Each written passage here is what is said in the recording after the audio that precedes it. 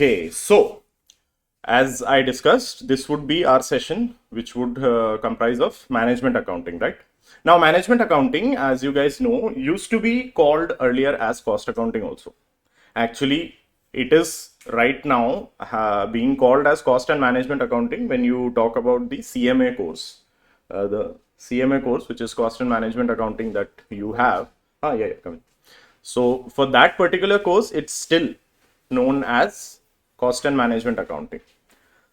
So to understand, first of all, what management accounting is, first I need to explain, or rather I need to derive from you guys what you have an idea regarding accounting. That is what we need to first of all understand.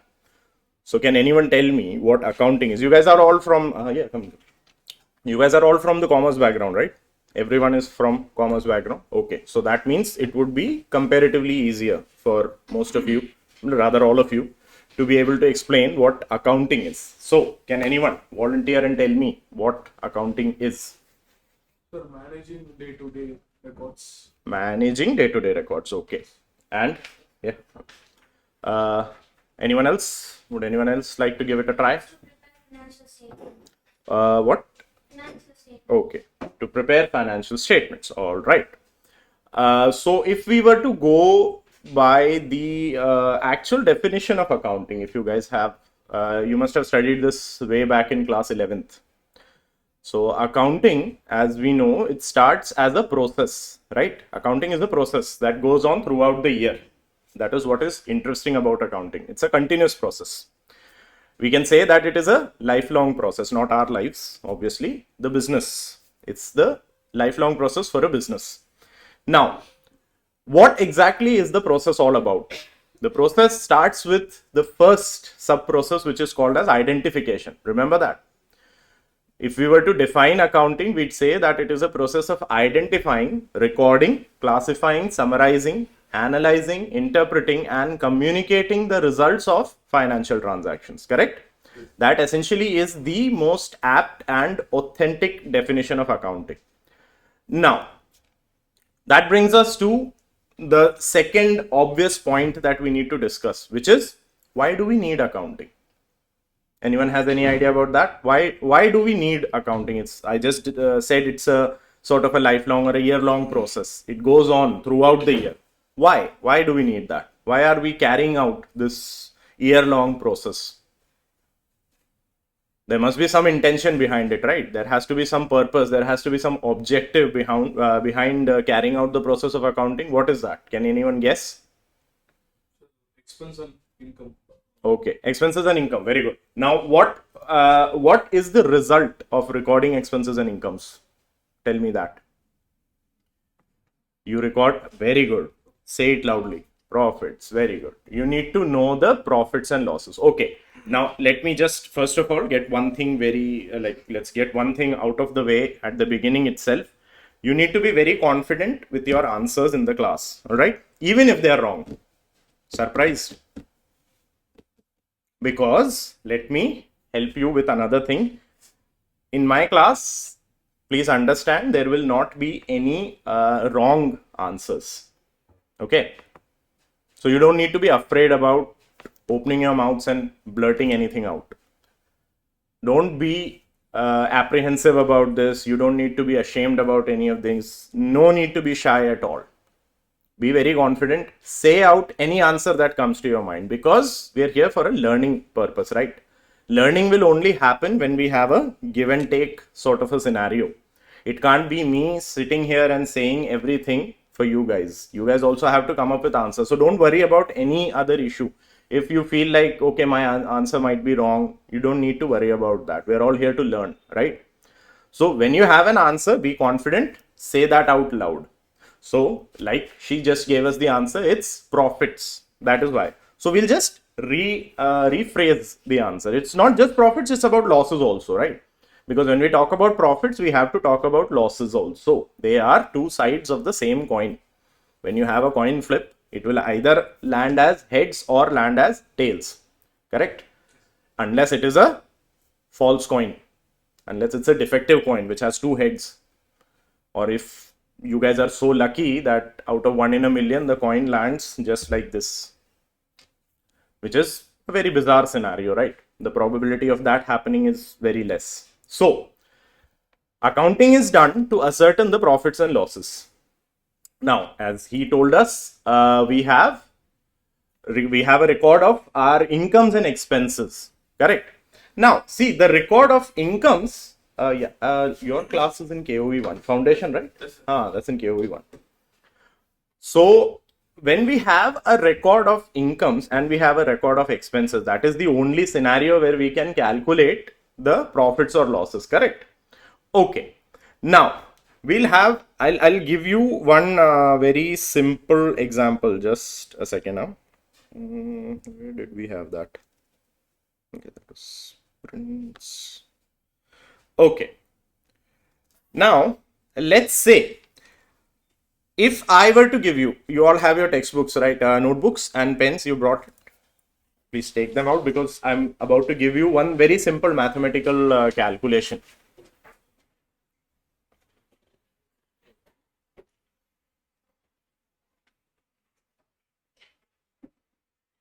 Okay, so now the basic calculation of profits, the basic equation of profit. Anyone remembers that? All the way back to your primary classes. You learned this equation back in 5th or 6th, I think. Basic maths. Profit is equals to sale price minus cost price, right? Profit is equals to SP minus CP. Write that down first. Profit is equals to SP minus CP. Okay.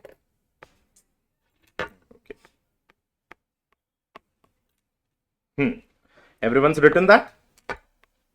Okay, good. Now, if I were to provide you with the values of profit and cost both right now, let's say the value of the selling price and the cost. The selling price is 100. Write that down. And the cost price is 60. So I've given you two values. The selling price is 100, cost price is 60. Your profit would be 40. Very good. Now, let's play around a bit. I want the profits to be 60 rupees. I want the profits to be 60. What two options or what two choices do you have? How can you make the profits 60? Right now the profits are 40 rupees, right? We have a sale price of 100. We have a cost of 60 rupees. That means the profit is going to be 40 rupees only. I want you to make the profits 60 rupees. What are the two options that you have?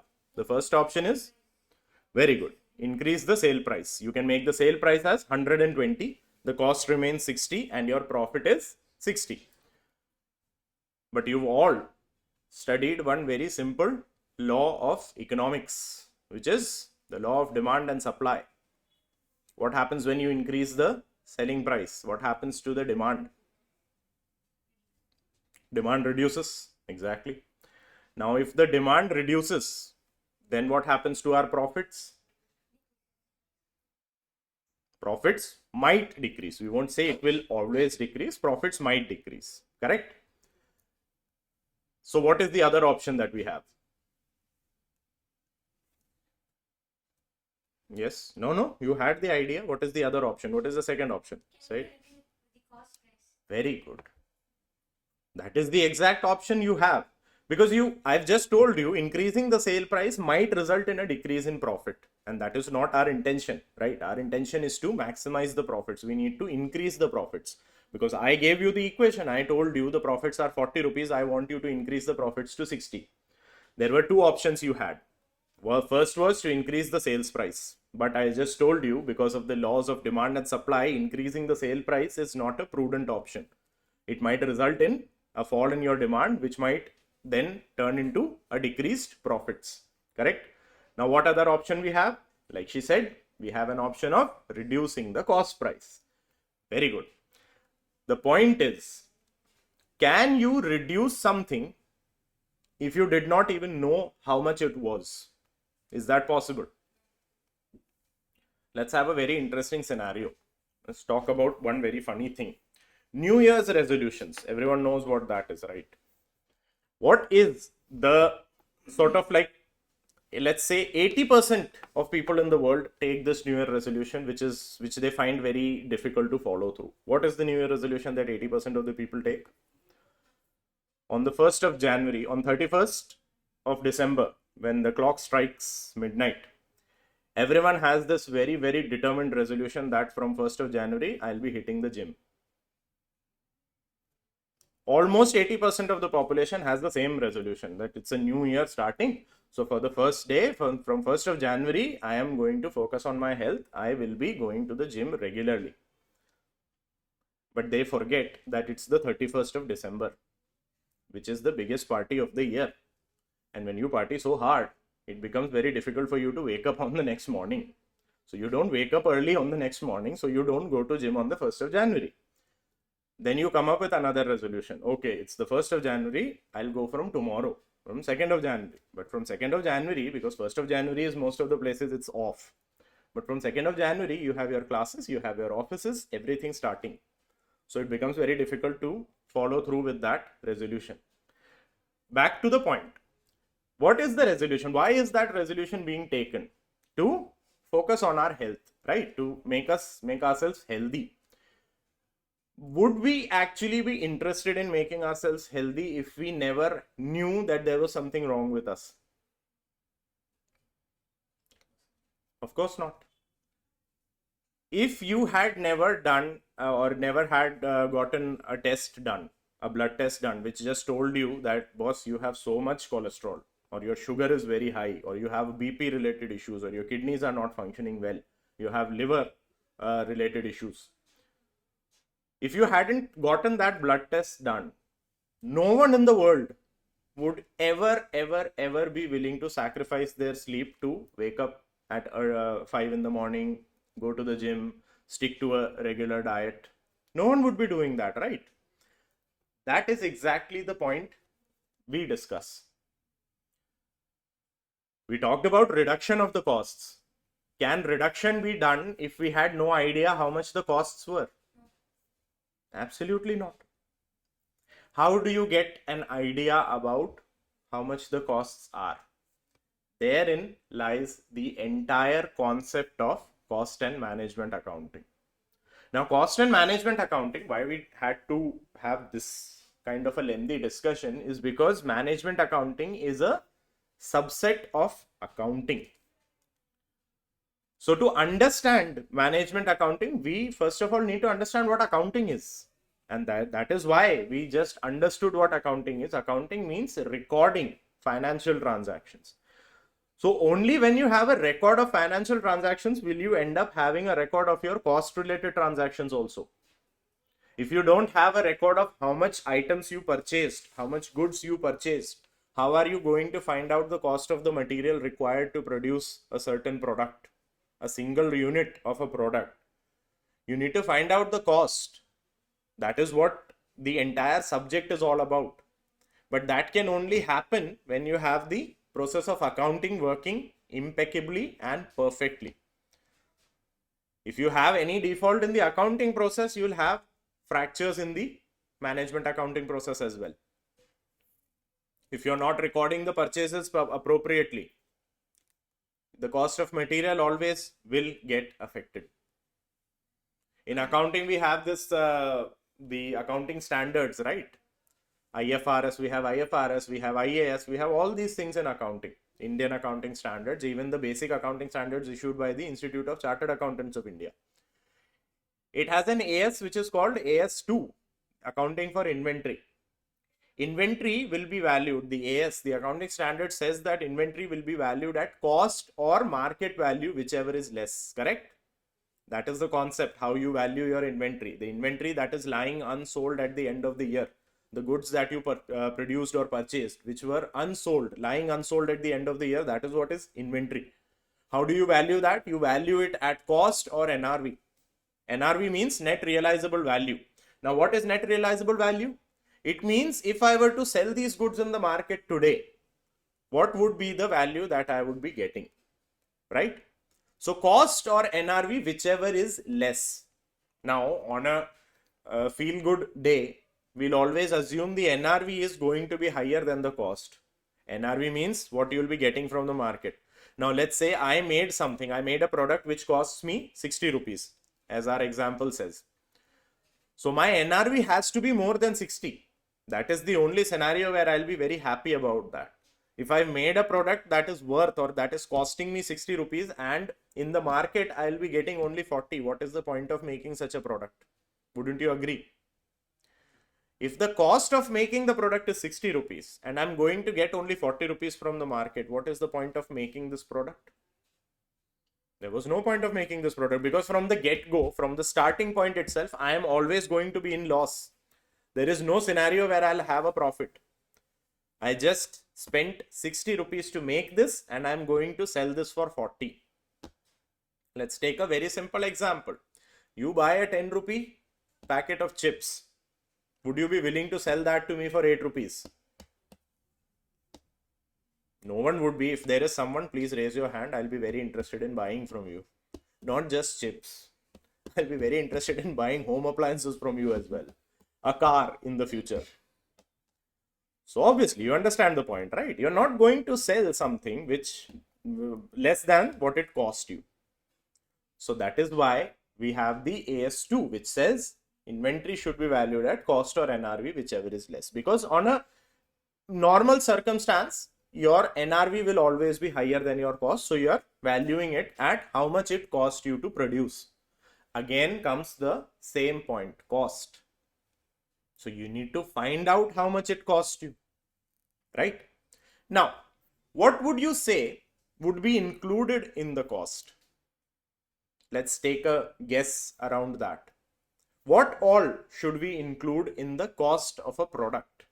Because that is exactly what we'll be understanding or we'll be studying about in this entire subject. Raw materials. Very good. Raw material. Anything else? Apart from raw material is necessary. We need something to make something, right? So raw material is there. Manufacturing expenses. Manufacturing expenses. For example, manufacturing expenses would include electricity, okay. If it's a machine intensive, advertisement, okay, but advertisement we won't include that as a manufacturing cost, right? So manufacturing expense, if it's a machine intensive industry, it would include the electricity that is required for running the machines. It would also actually include the depreciation for the machines also, because you wouldn't have depreciation if there were no machines, right? Now let's say it's a labor intensive technique. Wages, very good, absolutely correct. And other direct expenses, all that needs to be included. Actually indirect expenses also. That is where the fun part comes.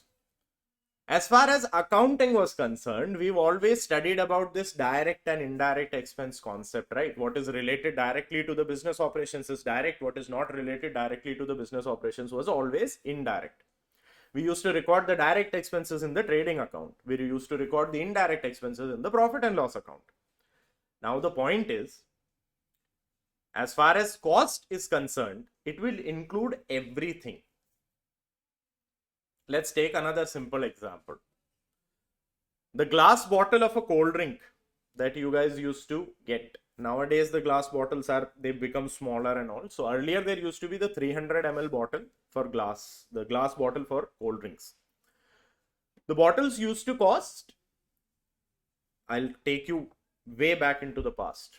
The bottles used to cost 15 rupees actually. Now, why was that? They should have costed 10 rupees only. They should have cost 10 rupees, but they used to cost 15 rupees. The 5 rupees was kind of a security deposit because it was a glass bottle and you were kids. So glass bottles could slip out of your hands, and glass when falls on the ground will shatter. So the 5 rupee was kind of a security deposit that the shopkeeper took from you, because when you return the bottle, you'll get the 5 rupees. So the cold drink was essentially 10 rupees only, right? Now, we'll assume a scenario where the cold drink is 10 rupees. It's a glass bottle, 300 ml. The cold drink is 10 rupees, right? Can anyone guess how much the cost for the drink, the liquid that was inside the bottle, how much does it cost? Any ideas? Any guesses? Huh? Yeah, that is obviously, because otherwise you won't be selling it for 10 rupees. Less than 10, but any figures, any numbers that you can give me. 7 rupees. Okay. Anyone else? All of you come up with one number. 5. Okay. And okay. So we have 4, 5, 6, 7 sort of. Everyone agrees with that, right? 80 paisa. 300 ml of cold drink that is filled in a 300 ml glass bottle used to cost 80 paisa to manufacture. Not even a full rupee. Exactly. Exactly. His expression was, what the hell? I'm paying 10 rupees for something which is 80%, which is not even healthy. It's not even healthy for the human body. Costs only 80 paisa. And you're paying 10 rupees for that. Now we understand why. Huh? Anyone? Guesses why it's costing 10 rupees? Sir, the Yeah, profits obviously. Because sir, Very total good. expense for the very good. The bottle was not manufactured by Pepsi or Coke. Coca-Cola didn't manufacture the bottle. The bottles were being manufactured by someone else. They were branded with the logos of the companies, but manufactured by someone else. So you're purchasing the bottle from someone else, right? So you have to pay for the bottle. The bottle used to cost around 3 to 4 rupees to the company. Okay, now the total cost is still 4.8. Then comes the fact, okay, sir, profits. So let's assume the profit is 2 rupees for every bottle. We're granting, being generous about that. So for every bottle, the profit is going to be 2 rupees. It's a very good, it's a very good scenario. That's a 20% profit. For a 10 rupee, 10 rupee sale value, you're getting 2 rupees as profits. That is a 20% ratio. So till now, the total cost still comes to 6.8. Right? Then you have your taxes, because it is MRP, inclusive of all taxes. Let's say the taxes are 1.2 rupees. So how much does that come to? You have 0.80 for the material, the liquid. You have 4 rupees for the bottle, that is 4.8. 2 rupees is the the profit that you have, 6.8, and 1.2 is the taxes that are included. 6.8 plus 1.2 is 8 rupees, correct? Now what happens? The total still comes to 8 rupees. What about the remaining 2? We have already included the profit also. We've included the taxes also. Everything has been included. Still we are missing out on 2 rupees. There is an ad that Shah Rukh Khan or Sachin Tendulkar has to do. Right? Marketing campaign. They have to pay Sachin Tendulkar, they have to pay Shah Rukh Khan, they have to pay Salman Khan, they have to pay Hrithik Roshan. Mountain Dew, डर के आगे जीत है, jumping off the Burj Khalifa.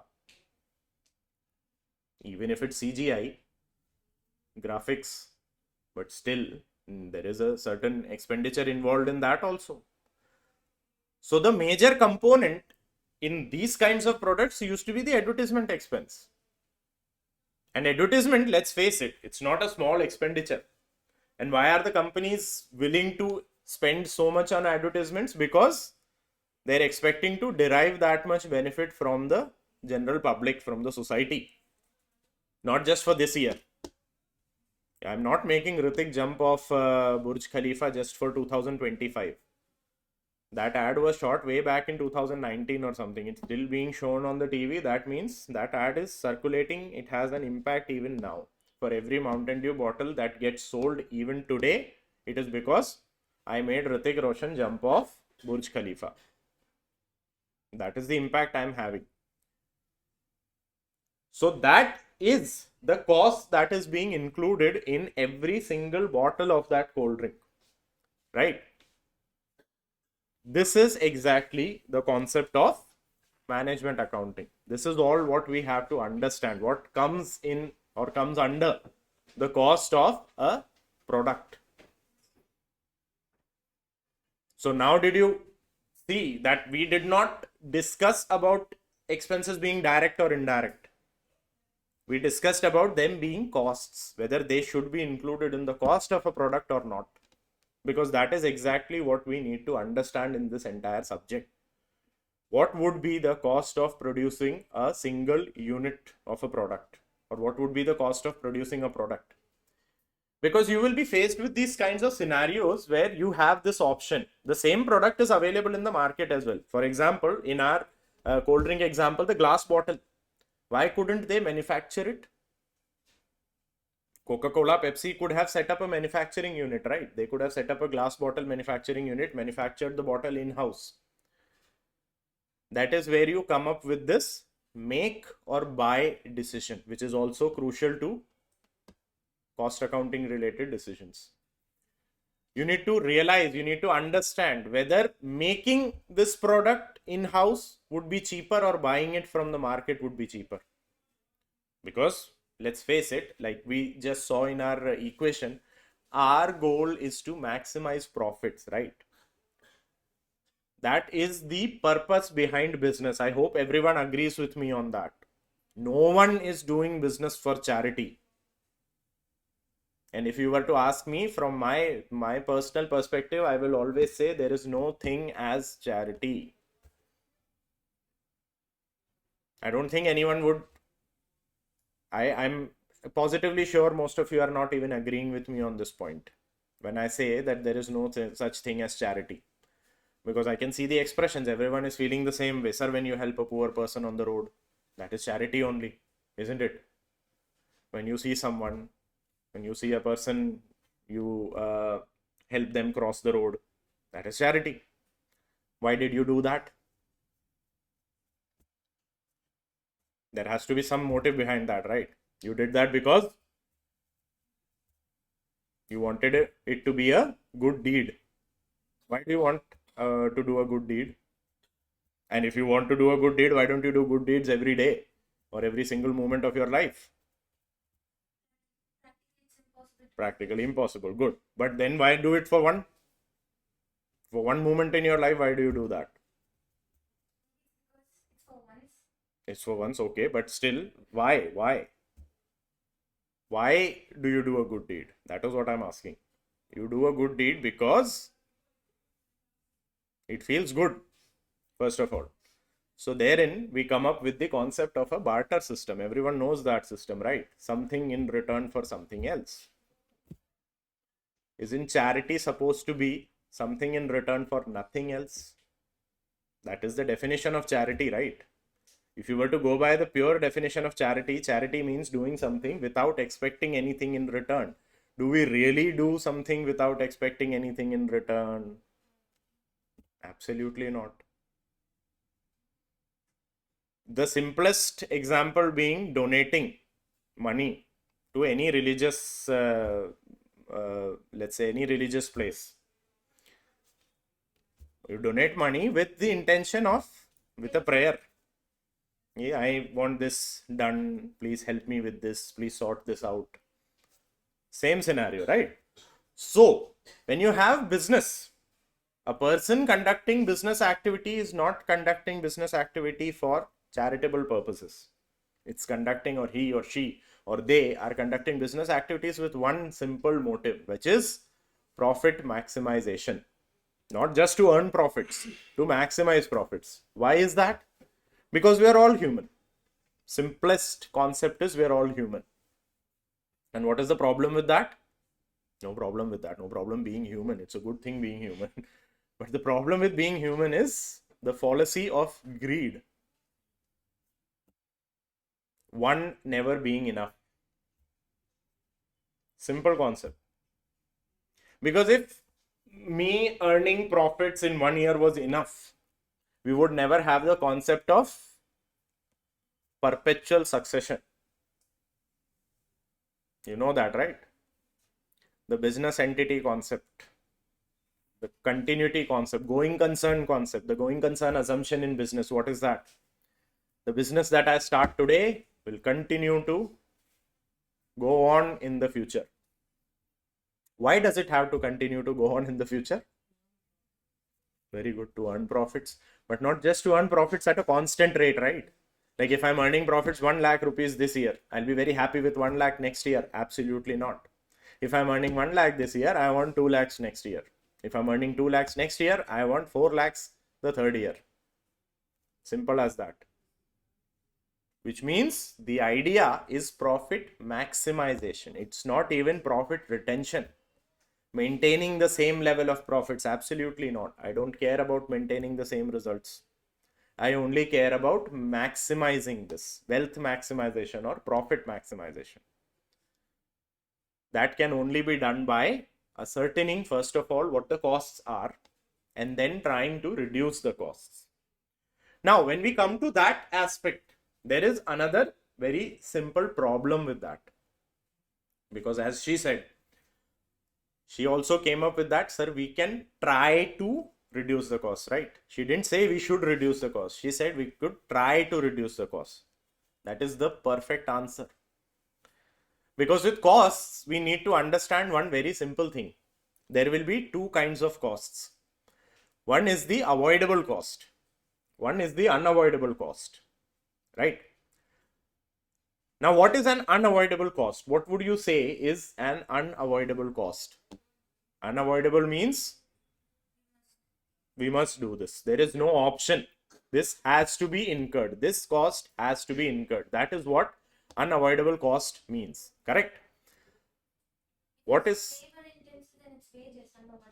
Yes, very good. If it's labor intensive, then we'll say that the wages are unavoidable, sir. We can't do anything about it. We have to pay the wages. Otherwise, what will happen? We don't pay the wages, the labor will go on strike. The labor goes on strike, my production gets affected, which means my sales will get affected, which means my profit in turn will reduce. Very good. Correct. What about the avoidable costs? Avoidable means one thing only. These are the costs that can be avoided.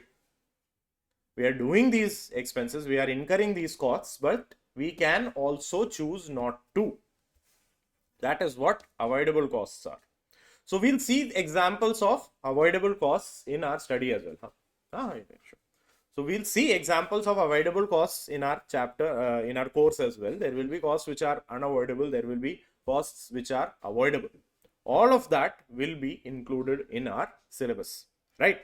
Okay. So now, to begin with our first chapter is essentially centered around the theoretical concepts of management accounting. So as you can see, we have the, this is the mind map that we prepared for the chapter. So we have the learning objectives, which the first chapter includes the learning objectives, specifically centered around the distinction between data and information and identifying the attributes of good information. Then we'll understand the managerial process, which has the explanation centered around planning, decision making, and the control process. We'll differentiate between the strategic, tactical, and operational levels of management and how the planning needs to be done at these levels. We'll study the concepts about cost and management accounting, which describes the purpose and role, and as well as comparing financial accounting with management accounting. So like we discussed right now, management accounting is a subset of financial accounting. Then we'll have financial accounting, which says the recording and summarizing the financial transactions. So we'll have a basic idea about what financial accounting is. We'll have difference between the management and financial accounting and the attributes of good information that we've already discussed. Then we have a discussion centered around data, information, knowledge, and wisdom. So you'll understand what these four terms are and what are the basic differences between these. You'll also see what mission statements are. We'll understand about the planning, decision making, and the control processes, and the information system and decision levels. Because at different levels of management, you require different levels of information system, providing required data to the required level of management. Okay. Then we'll have the limitations of the management information, and after that we'll have the summary, and we'll have the basically a sort of a test related to that. So let's be very clear, you'll have tests on a regular basis. Every day you'll have a 10-minute test. It would be an MCQ based test. All right, will be conducted at mostly towards the end of the session that we'll have. For today we won't have a test. From tomorrow onwards we'll have a test. Okay. All right. So now, when we talk about accounting for management, the first thing is, how many of you in this class have ever actually thought about starting your own business? Raise your hands. Or is everyone for employment? Like everyone is willing to go for the employment? Eventually, I'm not saying immediately. Like eventually, have you ever thought of being entrepreneurs, of starting your own enterprises or starting your own organizations? Okay, good. Anyone else? Till now we have one person who's volunteered for that. I'm not asking you to do it right now. Just be very clear about that. It's not going to be okay, start a business right now. That's not what's happening. But would anyone be interested in starting an own business? Because if you are, even if you're not raising your hands, being shy about that, if you are interested in starting your own business, there are numerous things that you need to tackle. It won't be just handling the people. You'll have to handle the environment as well, not this environment. Like, you don't have to worry about the climate. Oh, it's raining. No. Or it's not raining nowadays. That is not the environment, but the business environment, the industry in which your business will be operating, the competitors that you have, because everyone would be trying to pull you down. It's as simple as that. The governmental policies, the regulations, Mr. Donald Trump imposing any certain tariff on the product that you're manufacturing, because let's be very clear about that. Donald Trump has a very simple tendency. He decides what he needs to do in the morning. Then he changes the decision in the afternoon. Then he goes back to the decision again in the evening. And by night, he's the one who is absolutely confused, because his team would be coming up to him and telling him, sir, this is going to be a very shitty idea. Please, let's be very clear about it. We are going to face this and this kind of a problem. So let's backtrack. In the last 11 days, he's had 31 tariff related decisions that he's made and then gone back from. In the last 11 days, he's actually had 10 times or 10 or 11 statements where he's actually claimed that he was the reason behind the ceasefire between our armed forces and the armed forces of Pakistan. So he's made a statement that he was the reason behind the ceasefire, then he's retracted the statement that he wasn't the reason behind the ceasefire, then he again made the statement that yes, he was the person behind the ceasefire, then he retracted the statement, no, he was not the person behind the ceasefire. That's his kind of a gimmick. But as a business person, you have to deal with all these kinds of scenarios as well, because the markets respond to these kinds of information. Every time Mr. Donald Trump has this kind of an idea and he comes up to the screen or comes up on Twitter and just posts some random tweet that this is what's going to happen from now on, the international markets fluctuate, the Indian markets fluctuate. Accordingly, your business would also be threatened regarding that, right? So when you are talking about yourselves as entrepreneurs, as business people, you have to focus on all these aspects, right? So understanding the concept of accounting from a management point of view becomes very important when you are thinking of starting your own business. Even if you're thinking about being a management accountant, even then understanding accounting from the point of view of management becomes very important. Because like we discussed, see, the management would either be the owners or would be working for the owners. These are the only two scenarios for a management, right? If it's a sole proprietorship sort of a format, the management is the owner itself. The owner is making the decisions. If it's any other kind of a business where you have employed a manager, even if it's a sole proprietorship, but you've employed a manager to take the decisions, even then, the manager is interested in taking decisions for the benefit of the owner only, right? And what is the purpose of the owner? We discussed that. It is profit maximization or wealth maximization. The owner is interested in only maximizing his wealth, getting highest return on the money that he or she invested in the business. It's as simple as that. That is why the business is being conducted, to get more money out of my investment. So understanding accounting from the point of view of the management becomes very important, because the decisions that are being taken by the management are based on the information that is being provided by the accounting system, or rather the management accounting system. So the management accounting system has to be foolproof. It has to be so strong that it provides all the necessary and relevant information to the management, which would facilitate strategic decision making. Correct? Okay. So like we say, Have you ever thought about starting your own business? If yes, then understanding accounting from a managerial standpoint would help you get more in touch with your business. As a manager, you would like to apprise yourself with the cost and profit aspects of your business as a whole as well as unit wise. The entire business, absolutely. But you'll also be very interested going all the way down to the basic level of your business, which is a single unit of your product. A single unit of your product. How much is that going to cost you? Because if it is going to cost you more than what it is going to get you from the market, there is no point in going ahead with the production process. And this is something which you do beforehand. All this planning needs to be done before you enter into the production process. This is not going to be, okay, I'll start with the production and then I'll see how much is going to cost me and how much I can sell it for. Because that would be a very foolish idea. You start with the production process, you end up making the product for 8 rupees and you end up selling it for 6 rupees. The business will be shutting its door in 1 week. It's as simple as that. You will be forced to shut down the business within the next week or the month, the year. It's not going to be a going concern concept anymore. It's going to be a gone concept very soon. So that is why this needs to be done at the basis level and at the organizational level as well. Okay. Next. Management accounting helps you plan, control, and make decisions. What is cost accounting? It is a system to record and track all costs involved in making products or providing services.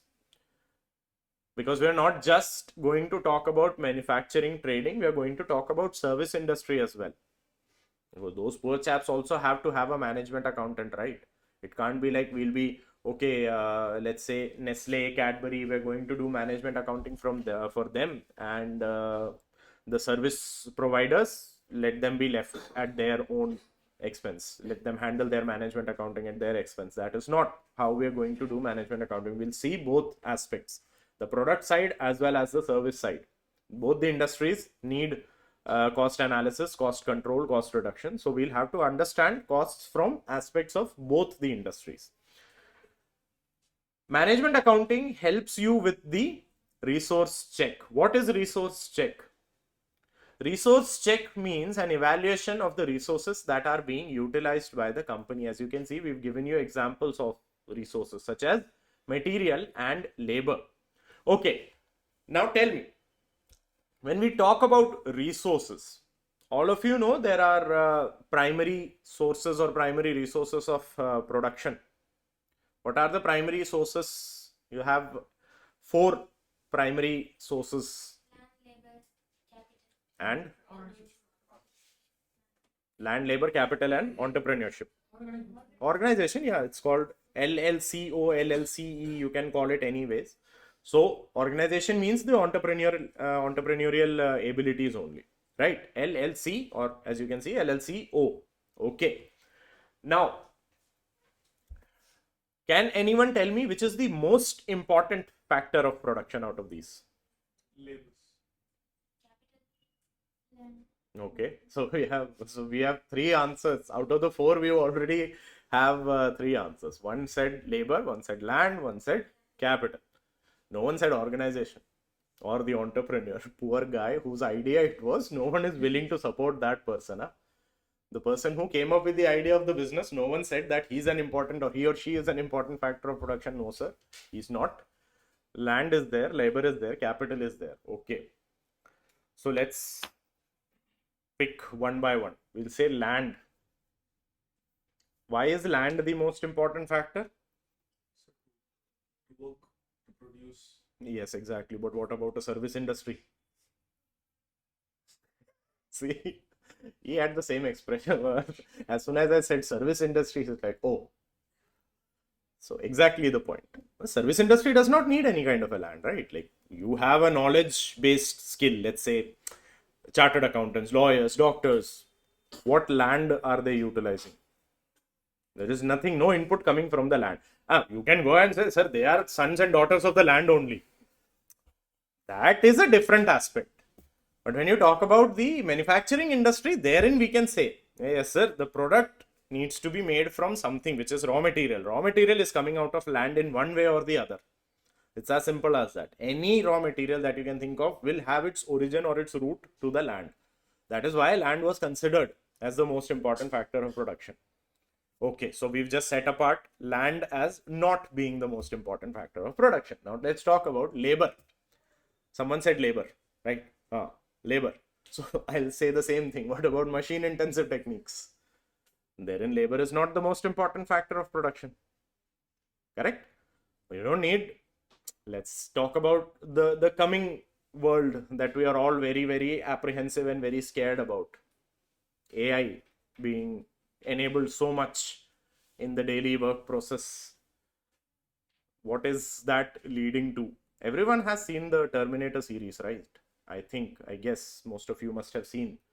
There is a movie series, The Terminator, which was created by James Cameron, which actually predicts exactly what is happening right now.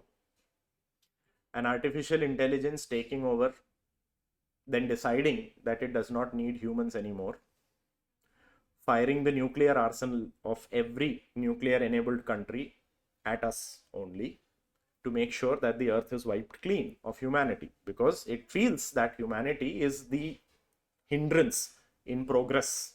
Like we are holding ourselves back. So what is the solution for that? As per an artificial intelligence, remove humanity from the equation. Nothing stops progress then. So again, like I said, when we talk about that much kind of an automation, where everything is being taken care of by machines, you don't even need a person doing that. Right now, you have robotic surgeries being conducted with the help of AI. The surgeon sitting somewhere across the globe, the surgery being conducted in India via a robot. If you want, you can actually access or search for this. It's called the Da Vinci robotic surgery system, named after Leonardo da Vinci, because the primary idea for robotics comes from his diagrams. He used to make illustrations and diagrams related to automation.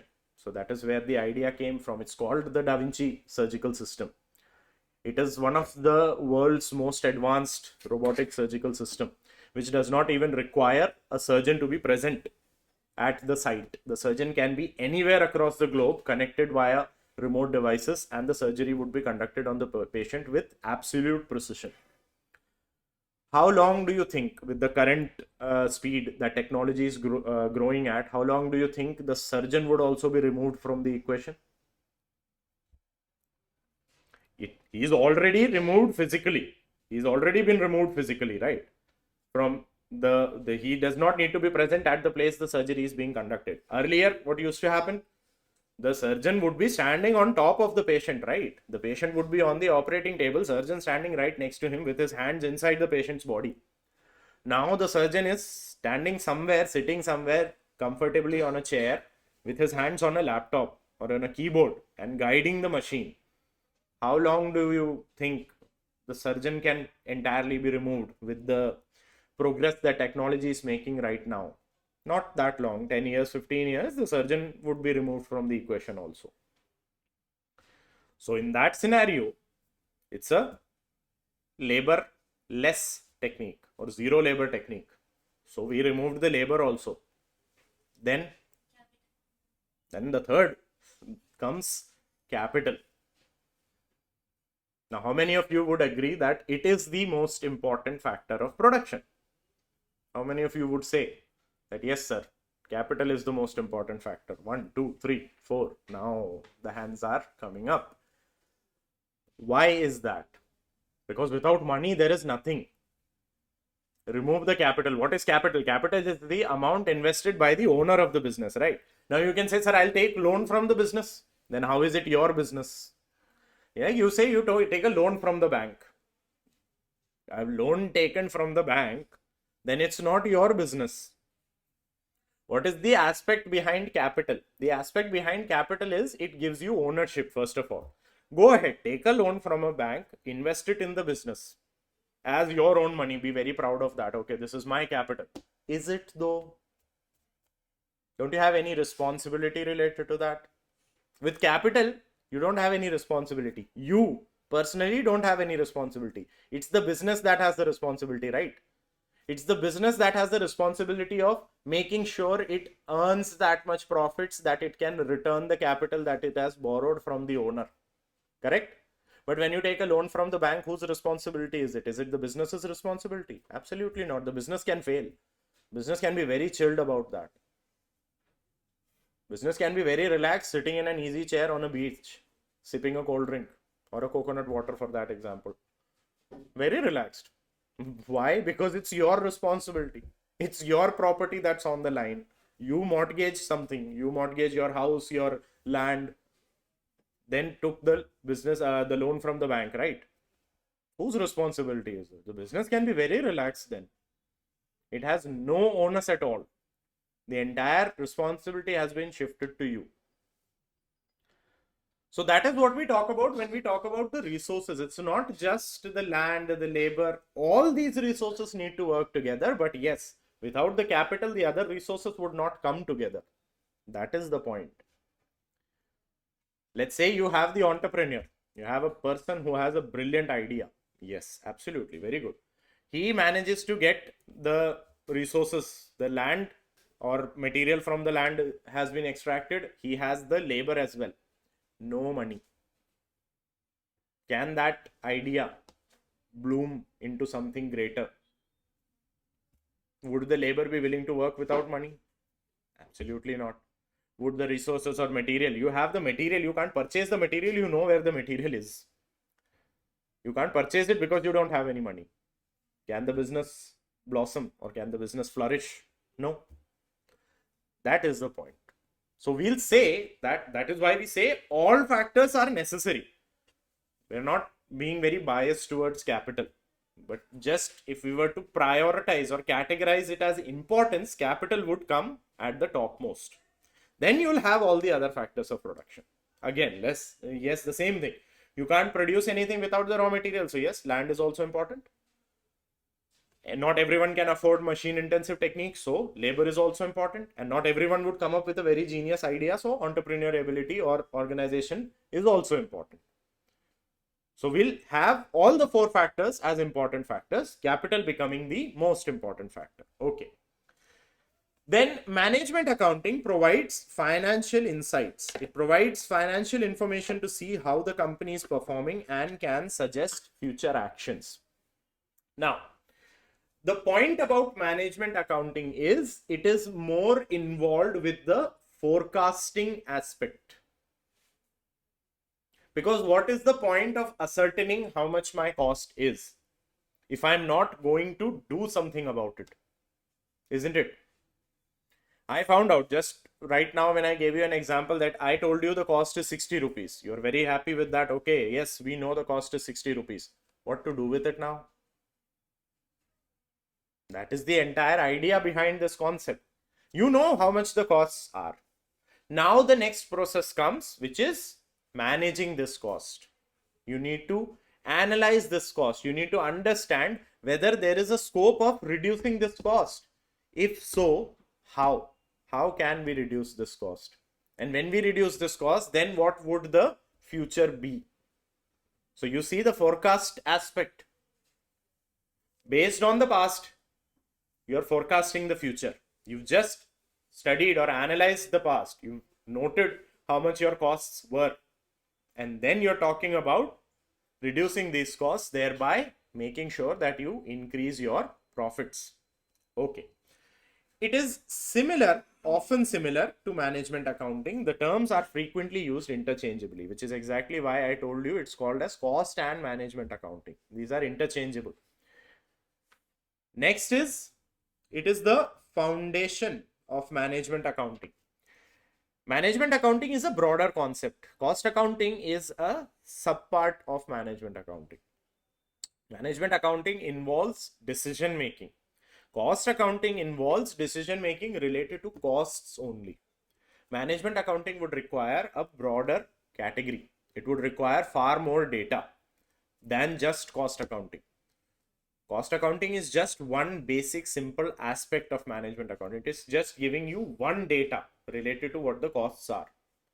What you do beyond that is what comprises the entire aspect of management accounting. Okay? Any issues till now? Any problems that we've in any of the topics that we've discussed till now? No problem? Okay.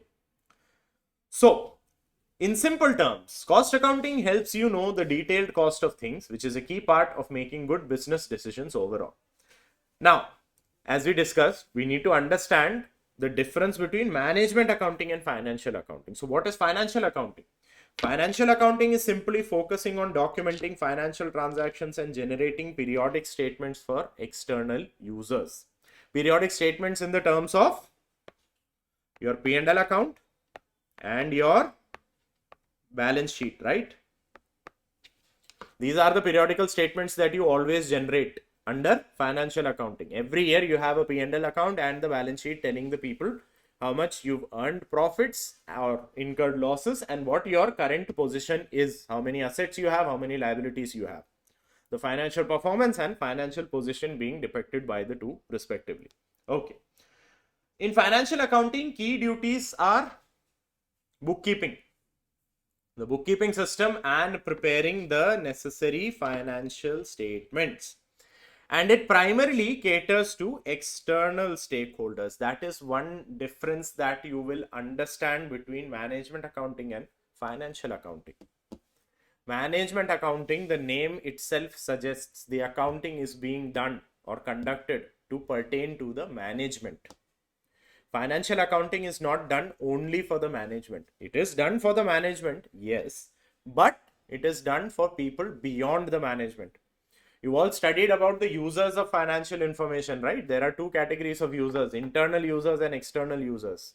Internal is your management, and everyone outside is external. You have the government, you have your suppliers, you have your customers, you have your potential investors, you have the lenders, even employees to some extent. Employees are also considered external to the business only. Internally, you talk about only the owners and the management, no one beyond that. The owners are internal, the management is internal. Everyone beyond that is external only. Because everyone beyond that, what is the difference between internal and external? External users are interested in the financial information for their own purposes. The purposes differ from party to party. Government is interested in taxation purposes only. It wants to know how much the profits are so that it can impose tax on you, so that it can make tax related regulatory frameworks. That is it. Research people, are they interested in your profits because of taxes? No. Are they interested in your profits because it's going to make their life better? No. They are interested in your, no, it's not going to make their life better. It's going to make their research better. They are just collating all that data. They're compiling the data to be presented to the world so that the world can make informed decisions. The investors can make informed decisions. Your suppliers, they are interested in your, they're not even interested in your profits. They're interested in your credit worthiness, your ability to repay the amount that you've taken from them. That is what they are interested in.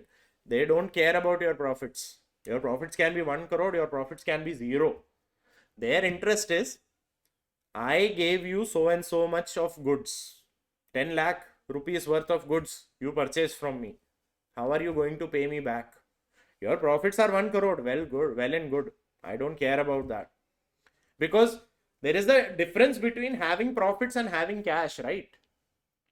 It's a simple concept. Cash and profits are not the same thing.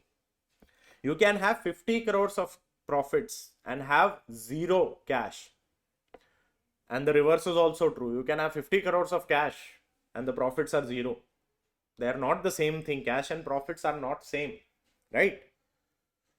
So my suppliers are not interested in the cash. Not interested in the profits. They are more interested in my ability to pay them back. Same goes with the lenders. Would the bank be interested in the profits that you're earning? It doesn't care about that. It cares about whether you are able to pay the interest on the loan that you've taken and are you able to pay the installment of the loan that you've taken. That is it. Nothing else does the bank care about. Absolutely nothing. Be very clear about this. The bank does not care about anything else than that. But what about internal users? Internal users are interested in everything. The owner would be interested in everything. How the business is being run, how the business is being managed. Are the costs being reduced? Are the profits being increased? They are interested in every single thing. All the way from the top, all the way to the bottom. Everything the management would be interested in. Correct? The owner would be interested in that. The investor would be the current investor, not potential investor. Current investor would be interested in that. Yeah, because they have put up the money, right? So they have a right to know what the money is being utilized for. Is the money being utilized in the efficient manner? Is it being utilized in a prudent manner? Is it being utilized in a manner which is resulting in higher returns or not? That is what the internal users are interested in. That is exactly why we need to see the difference between management accounting and financial accounting. So if you see the first characteristic of difference is the purpose. Why is management accounting done?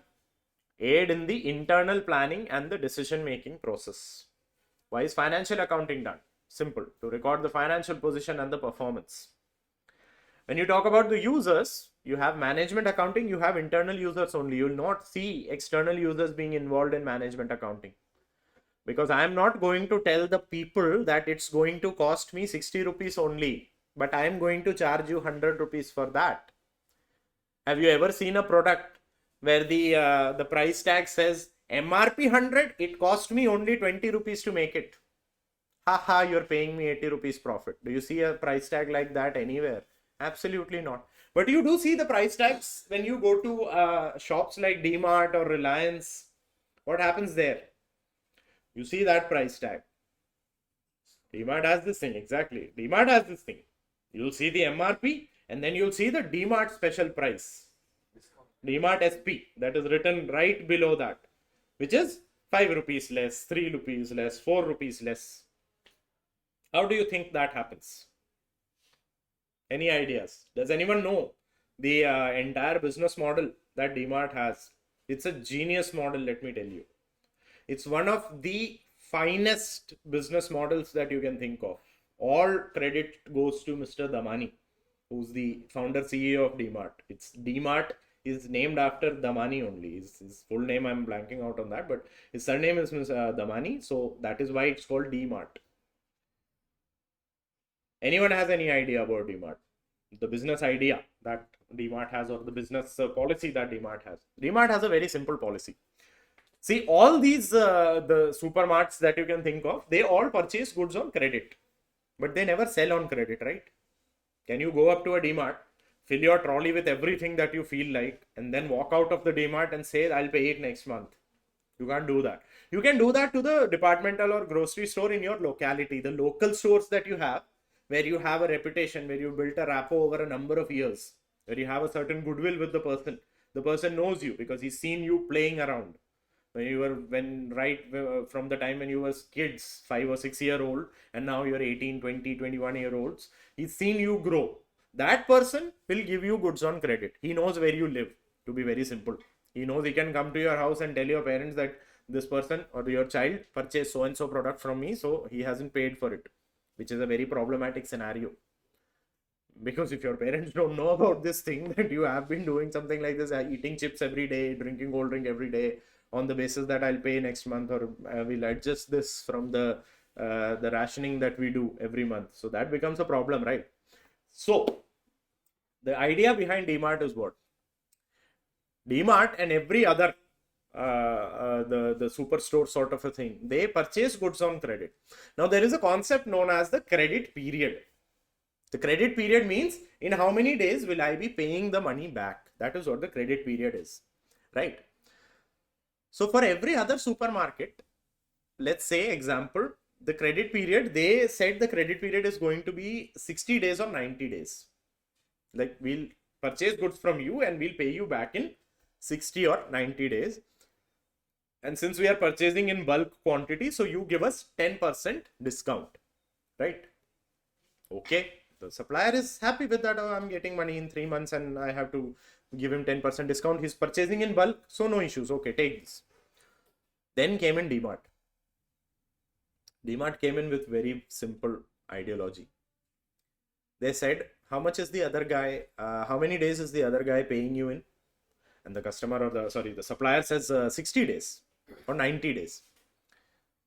DMart says, we'll pay you in half the time. The supplier is happy. Same quantity goods purchased as, let's say, Big Bazaar or let's say Reliance. Reliance Smart purchases the same quantity. We'll purchase the same quantity. We'll pay you in 45 days. They pay you in 90 days. No, we'll pay you in 45 days. Supplier is very happy. But there is always going to be an addendum in this, right? DMart came up with this idea. They said, how much discount are you giving them? They said, you were giving them 10%. You give me 18% or 15% discount. Now the supplier starts thinking, okay, boss, that was 10% discount. He's asking me for 15 to 18% discount, yeah? That is a problem. That is too much of discount, right? No, that can't be done. DMart provides them with this. You're getting money in half the day, right? Like half the time. Invest that money somewhere. How much return will you be earning on that? You'll be earning some return on the money that you're investing, correct? Add that return. The percentage that you'll be getting as a return, that is the discount that I'm asking. And what did then happen? The product that everyone else was getting at a discount of 10%, DMart started getting it at a discount of 15%. So it was already costing them less, correct? What did they do then? They came up with DMart special price, which is less than the actual price that you needed to pay, the MRP. What did you think? Wow, I'm getting this at 3 rupees less, 4 rupees less. Reliance is only giving me 2 rupees less. DMart is giving me 5 rupees less. Where will you go? That is the genius idea behind the success of DMart. And another thing, they reduce their operational costs. How? By investing in assets. Every building that DMart opens its store in is owned by DMart. It's not leased, it's not rented, nothing. They own the building, which results in two very simple concepts.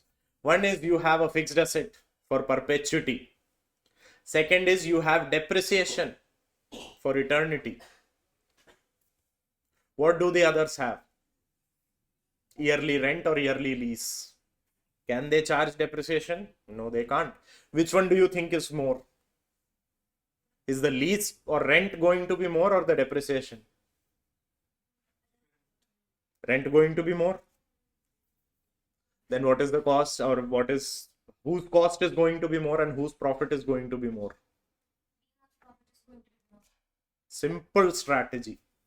Simple strategy. And if tomorrow, God forbid, anything happens, can Big Bazaar is now shut down, but let's say, can Reliance Smart, can they sell their buildings? It's a rented building, it's a leased building, you are not the owner. Can DMart do that? That is why you see DMart opening multiple stores in the same city. If one fails, all they have to do is clear the stock, shift the stock to another DMart, sell off this building, still profitable. So all this comes from the management accounting aspect. These decisions are not taken as like it's not a gamble kind of a thing. Let's do this. That is not how these things are done. All this stems from management accounting. So that is why we talk about the internal factor and the external factor. So this aspect, they won't be telling the public how much is costing. This is me giving you an example that yes, they are getting it at 15% discount. This is not something that DMart came up and told everyone, okay, see, we are doing this. This is something which is set out as an example. It's not what is actually happening. It's not 45 days. It could be anything. It's not a 15% discount. It could be anything. So they will never come up with their strategy. They would never expose this strategy to the external world, because that would be detrimental to themselves only. That is why management accounting focuses, or the users for management accounting will only be internal users, never external users. But for financial accounting, you'll always see external users being part of that. The next is legal requirement. Legally, there is no requirement for management accounting. There is no law of the land of India which says that there has to be management accounting, or management accounting needs to be conducted in a business. No rule, no law says that. But for financial accounting, there are two very specific laws. One is your Companies Act, which simply states that every company needs to prepare a P&L account and a financial statement, like the balance sheet, as per this schedule, Schedule 3. And you have the Income Tax Act, which has a special section, Section 44AB, which says people who are willing to go with the fact that they are claiming business expenses or business income, they need to prepare their books of accounts, and the books of accounts need to get audited also. That is mandatory. So there are two laws which have just now stated that you need to have financial accounting carried out. But there is no law which says management accounting needs to be done. Next is the nature of information. The nature of information under management accounting will be both financial and non-financial. Both these informations will be generated under management accounting. Now, financial accounting, let's take one very simple example. You have an employee in your office, right? It's his or her birthday today. You have two scenarios. You can either bring this poor chap a cake, throw a party, send him home with a very, very grateful expression on his face and a happy expression on his face, right? His or her face. And the other simplest manner is you go up to the employee, wish him or her a happy birthday, shake his or her hand, and then go off to do your work and let him worry about whatever his birthday is going to be, whatever plans he or she has. Out of the two scenarios, which scenario would you be recording in your books? Under financial accounting, which scenario would you be recording in your books? Expenses of a cake. Very good. The first scenario. Why? Because there is money involved. And financial accounting, it's all about the money. So, in financial accounting, you'll be recording, okay, this chap had a birthday and we spent so much on this much on the cake, and we spent this much on the decorations and whatever the gifts and what. So that would be recorded in the books, right? But management accounting would focus on both the scenarios would be recorded as per management accounting. Not recorded, but their impact would be analyzed. Because what happens in the second scenario? The employee morale just went down, not just this person, the entire organization. Because what did the entire organization just notice? That a person who had a birthday was just given a handshake by the management. And not even by the top management, it was just the HR coming over, wishing this person a happy birthday and then going off and doing their work, and this person doing their work. What happens to the organizational morale? Everyone feels the same. What is the point? What is the point of working here? If they are not even being that personal with me. I am giving 9 to 10 hours of my day every single day. Out of 24 hours, I'm spending 9 to 10 hours in this organization, working for the betterment of this organization. No doubt I'm getting paid. Yes, I'm being paid my salary, but I am giving something in return for that, right? I am putting in my work. I'm giving in my time for that. That is what my salary is being paid. Yes, absolutely. But there has to be an approach beyond that also, right? There has to be an interpersonal communication between them that goes beyond the monetary aspects. That results in morale being down. Morale being down results in the efficiency being less. Efficiency results in loss of efficiency, or reduced efficiency results in less productivity, which ultimately, who is it going to harm? Will that, you can quantify that, right? Financial accounting can't quantify that. Financial accounting will be how much is this morale going to cost me? You can't quantify that. You can't say, okay, he's 10% less efficient. In reality, it could be 100% less efficient. Because we're not 100% every single day, right? You can't give in 100% every single day. It's a very simple fact. We're all human. We're not machines. Machines can be the same thing. Even machines giving 100% a day for multiple days, the machine starts faltering. So human beings are not 100% every single day.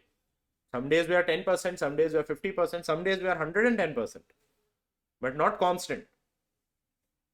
All that can be measured.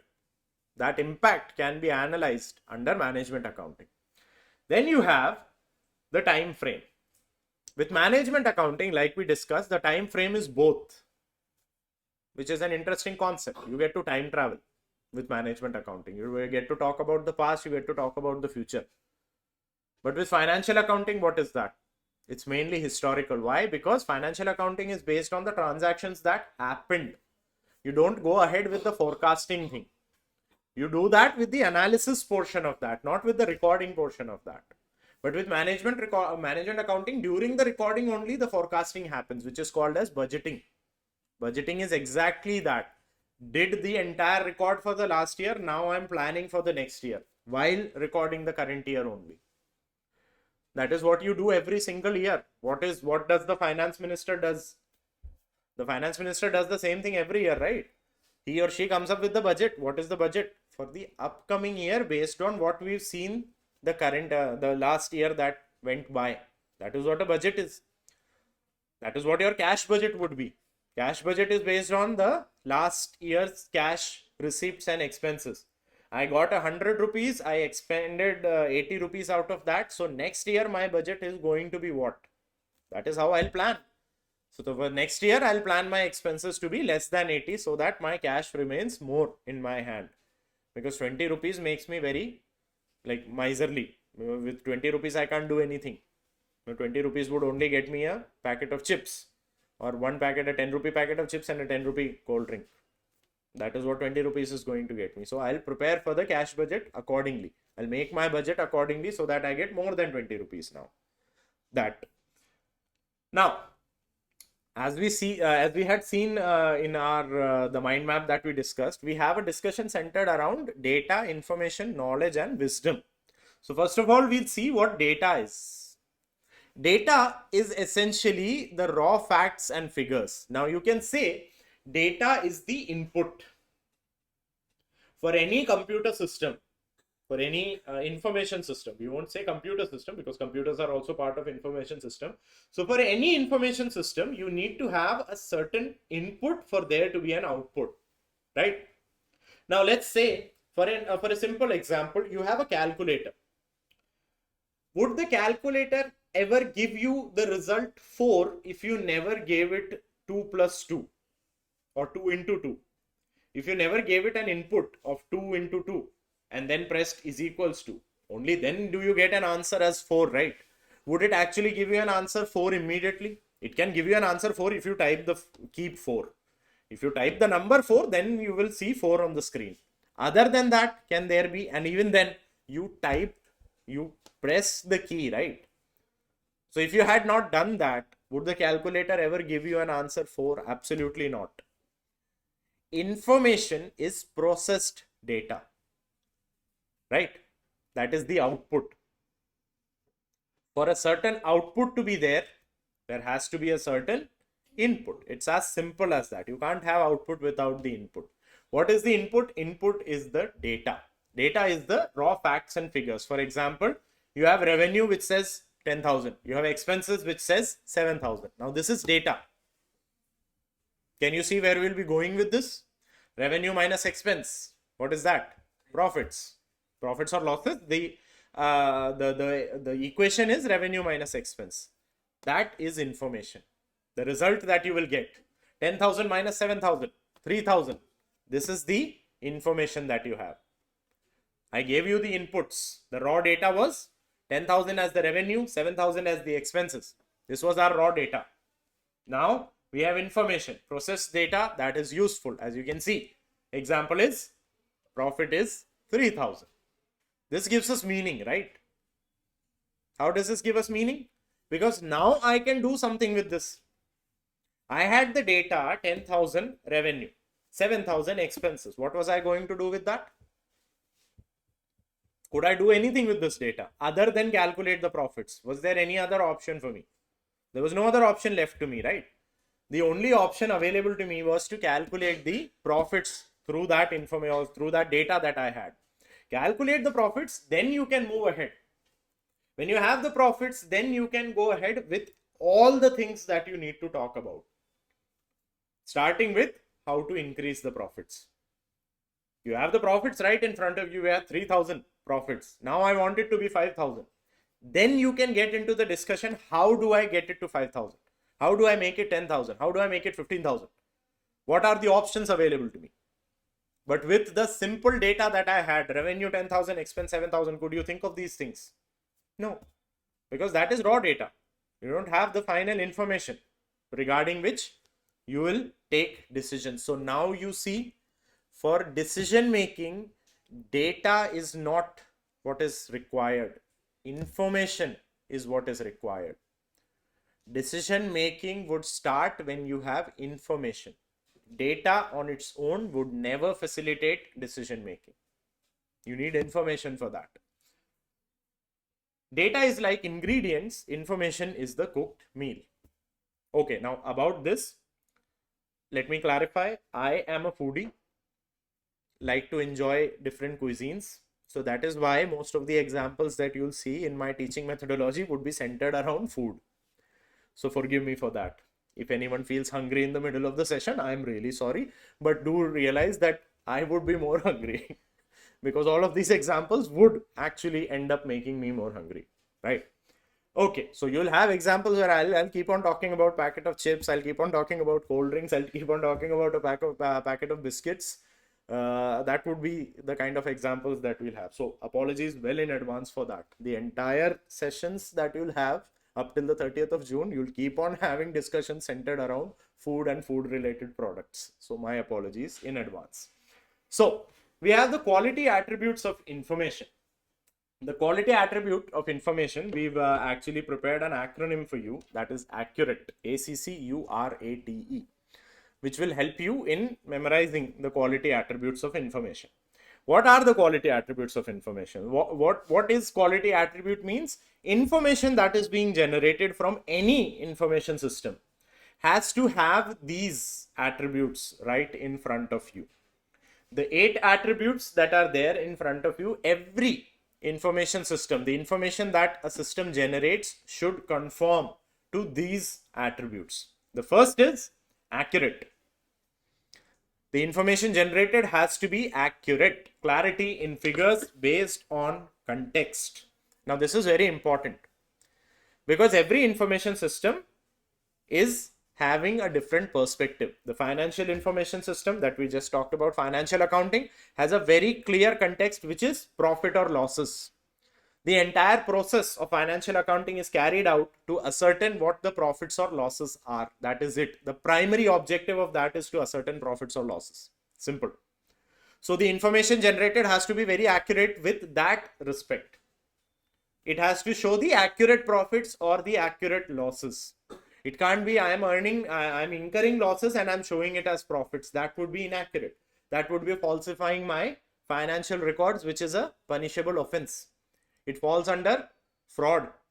It used to be section 420, interestingly, of the Indian Penal Code, because 420 is somehow related to fraud only. Whenever you want to talk about fraud, you talk about 420 only. So that is why our lawmakers came up with this. We don't know which came first. It's like the chicken or the egg. We don't know which came first. Whether it was the IPC introducing 420 as a section of fraud, or whether it was fraud being associated with 420. That is why the section was also 420. We don't know which came first. Anyways, so the data needs to be accurate.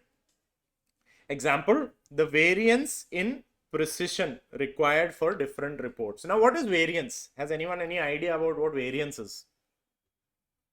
different from other. Very good. Variance simply means difference. Now, what difference between what? So we'll study that later on. when we talk about budgets, we have to talk about actuals also. That is where the entire concept of variance stems from. Variance is essentially the difference between the budgeted and the actual performance.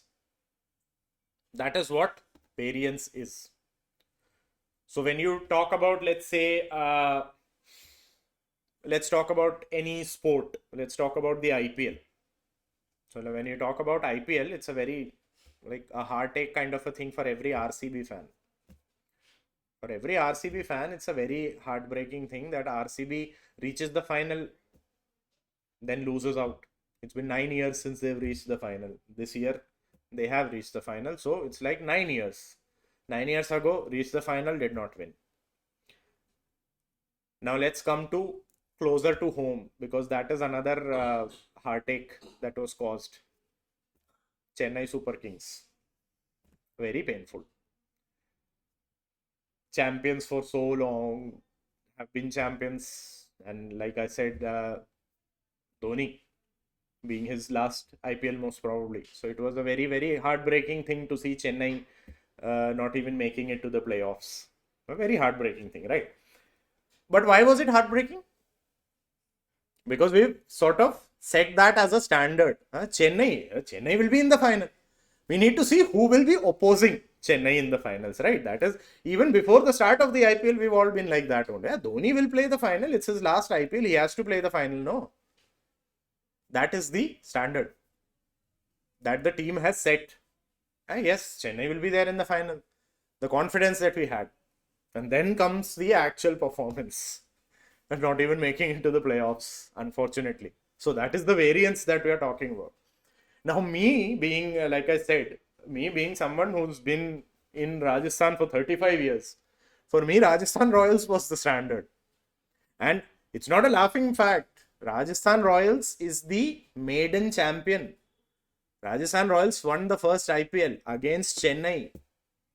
It was Chennai and Rajasthan in the finals all the way back in 2008 when IPL started. And Rajasthan won. They are the first champions. Not even able to make the playoffs since then. Rajasthan has never been in the final since then. They were in the final once, they won. So that is the standard Rajasthan set. When we reach the final, we win. We don't reach the final often, but when we reach, we win. That is the idea. And they are the first champions. No other team in history can say that, right? The first IPL champions is Rajasthan. No one else can claim that title. And they've been happy with that title ever since. They haven't managed with anything else other than that, but they've been happy with that title since then. So every year, their actual performance as per the standard is always going to have a variance. That is what variance is about. So for variance, for us to be able to ascertain variance, we need to have accurate data. Because standard is an estimate. Budget is an estimate. If the actual data is not accurate, how will I analyze the variance? Correct variance can never be ascertained, right? And if variance cannot be ascertained, how am I going to work towards achieving the standard? Let's say, let's take a very simple scenario. This is the budget or the standard that I've set, right?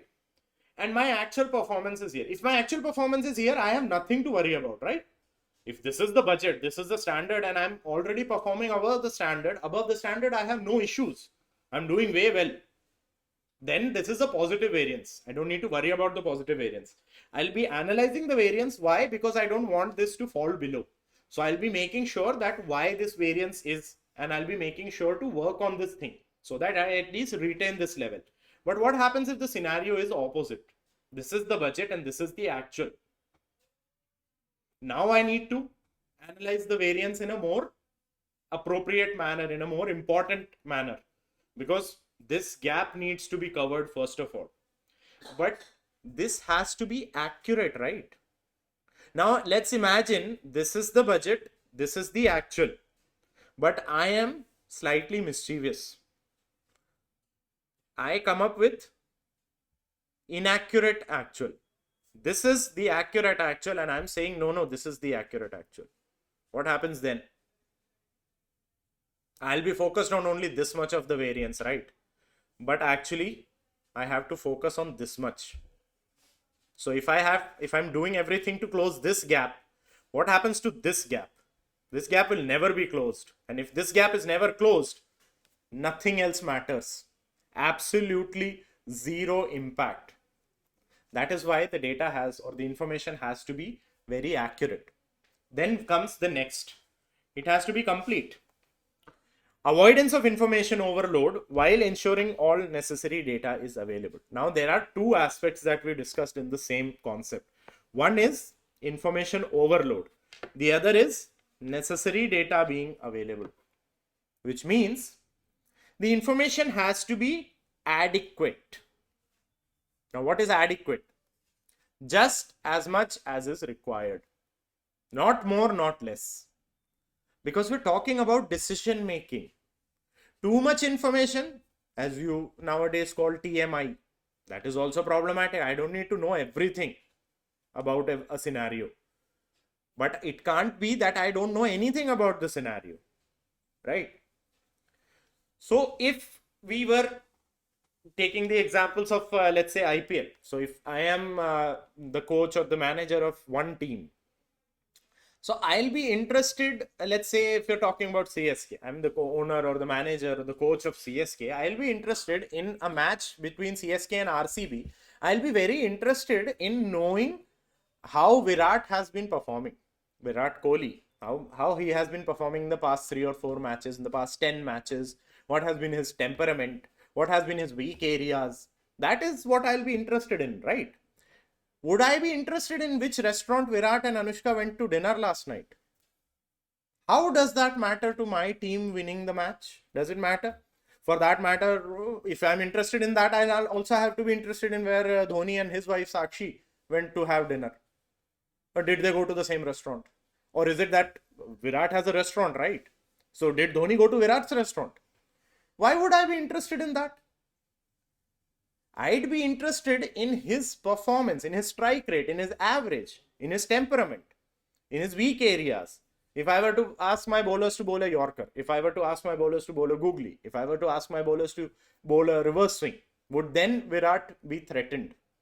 Would then his temperament break? Would then it affect him mentally? That is what I'd be interested in. That is the adequacy of information.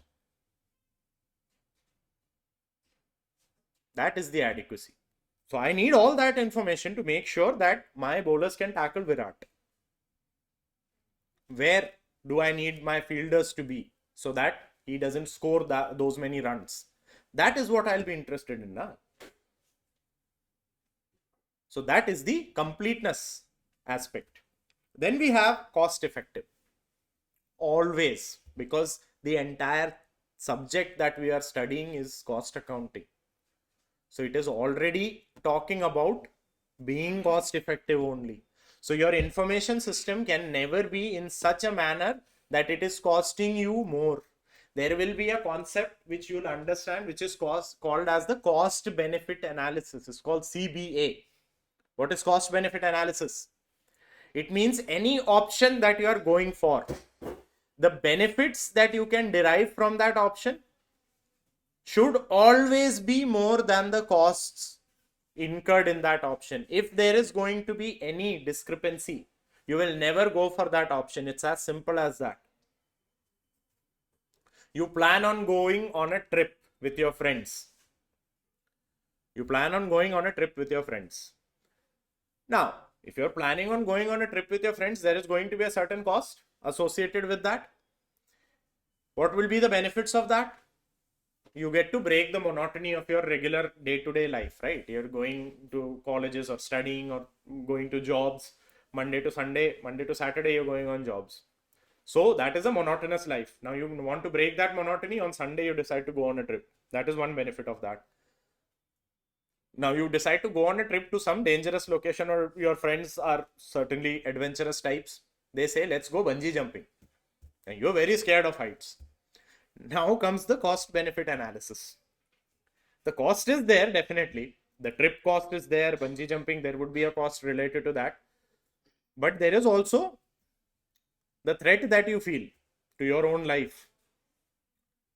Oh, what if the rope snaps? Or what if I fall? What if I get a heart attack? It's an adrenaline rush. What if I suddenly my heart cannot handle that much of adrenaline or that much of excitement. Cost benefit analysis.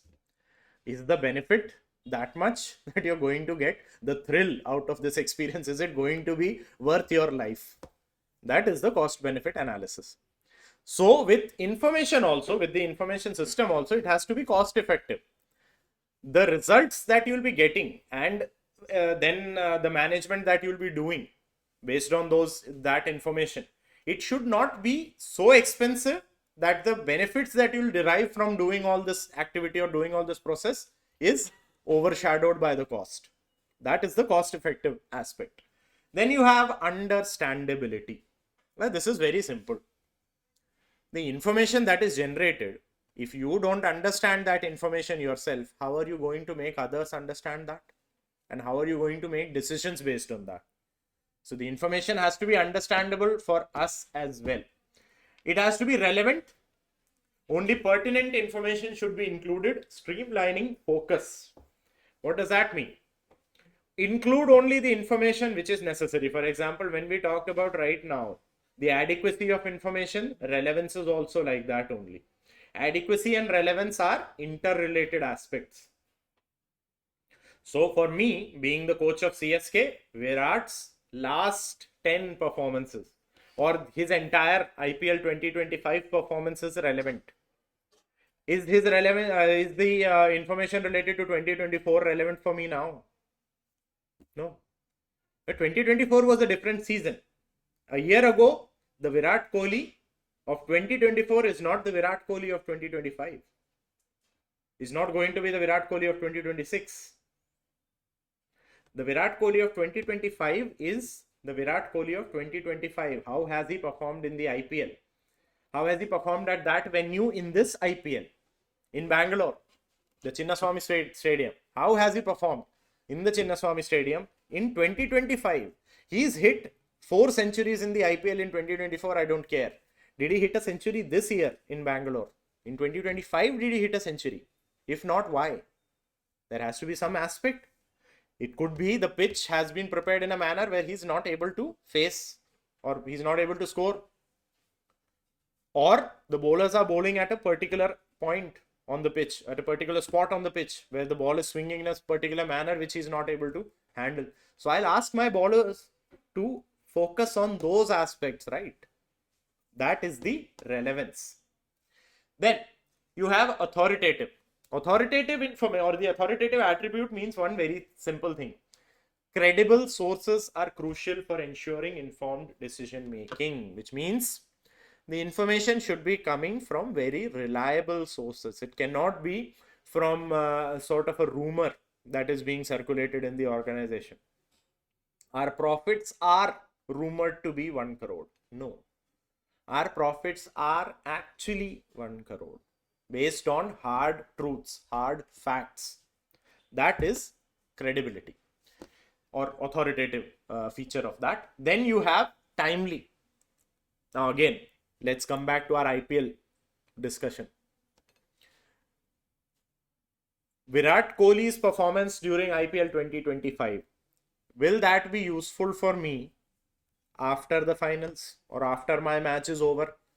I gave a task to some assistant, okay, compile the entire data of how Virat Kohli has performed at Chinnaswamy Stadium in Bangalore in the entire 2025 IPL. And this chap spends the entire week up to the match, is compiling the data, is utilizing different analytical resources or the analytical techniques. And then after compiling entire data, he comes running to me, sir, this is the data. I've compiled the entire data. And my reaction is, congratulations, we've already lost. The match is over. The team has gone home. I am sitting here dejected, depressed because my team lost. And that is when my assistant comes in with the data. Sir, Virat Kohli was supposed to hit a century. I know, he just hit the century. His century is the reason why we lost the match. He came to me with the prediction after the match. Is that going to be a prediction then? It's already happened, nah? It's not a prediction anymore. It's already happened. He comes up to me with the data. Sir, if we were to give him spinners, We could have taken his wicket against the Pacers, definitely going to hit sixes. He already hit the sixes against my Pacers.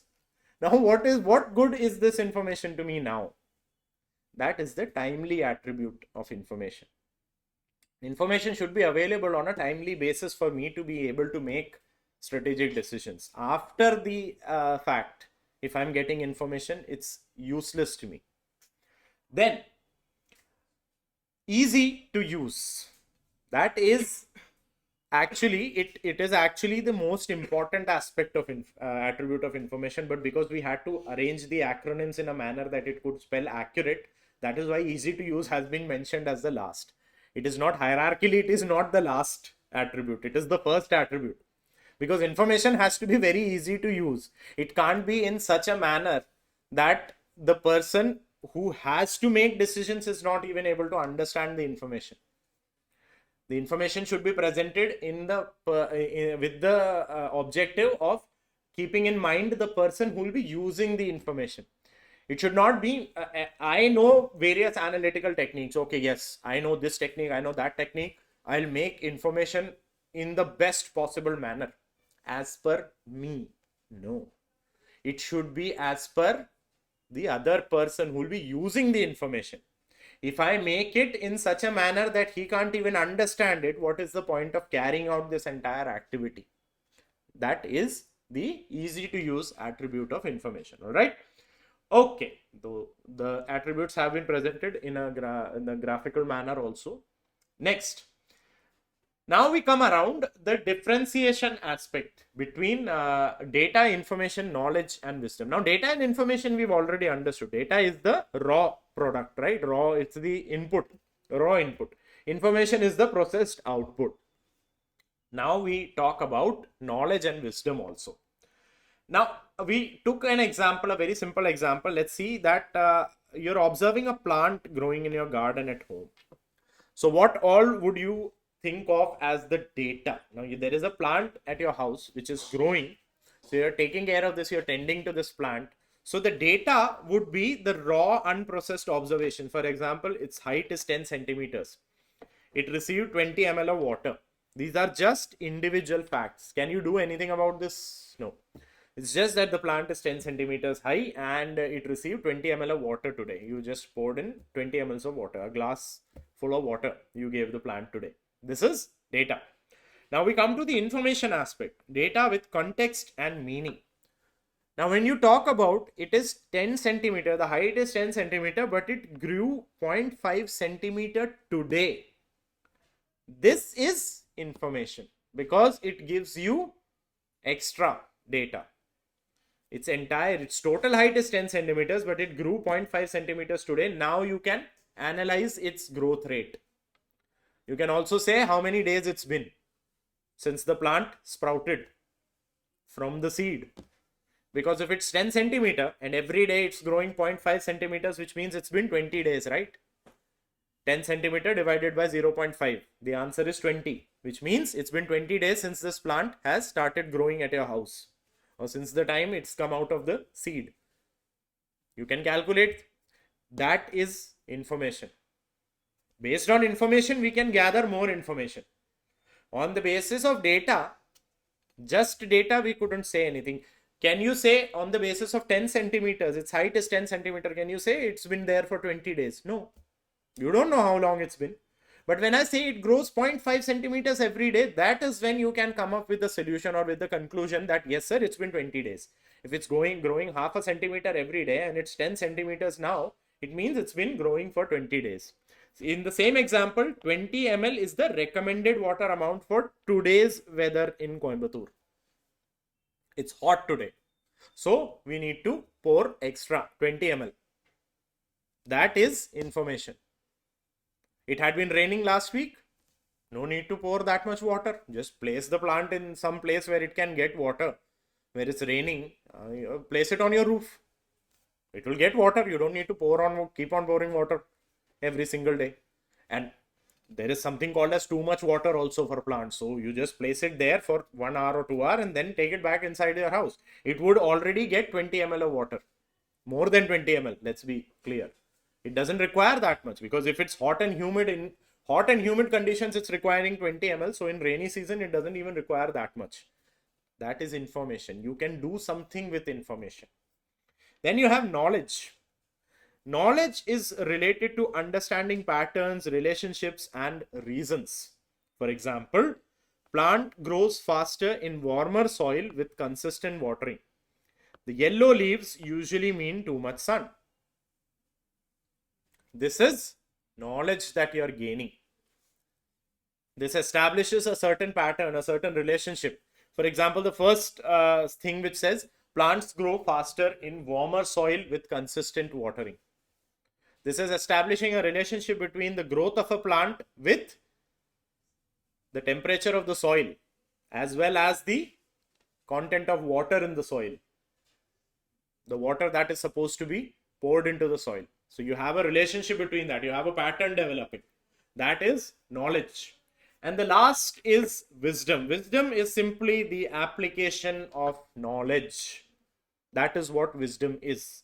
You have knowledge. Knowledge in itself is not going to be useful for you. You have to apply that knowledge. That is what wisdom is all about. For example, moving the plant to a sunnier spot and adding fertilizer based on growth patterns.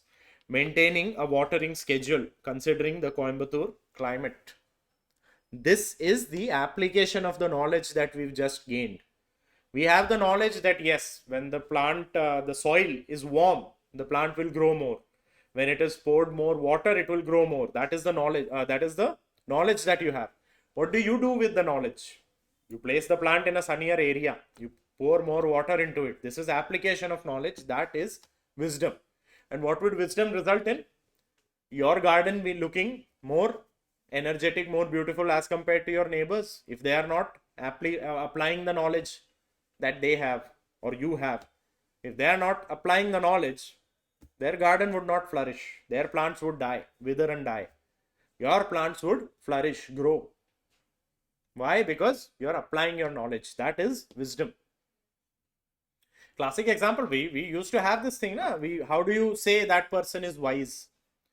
This always used to be used in, remember back in those childhood stories, there would always be a wise man.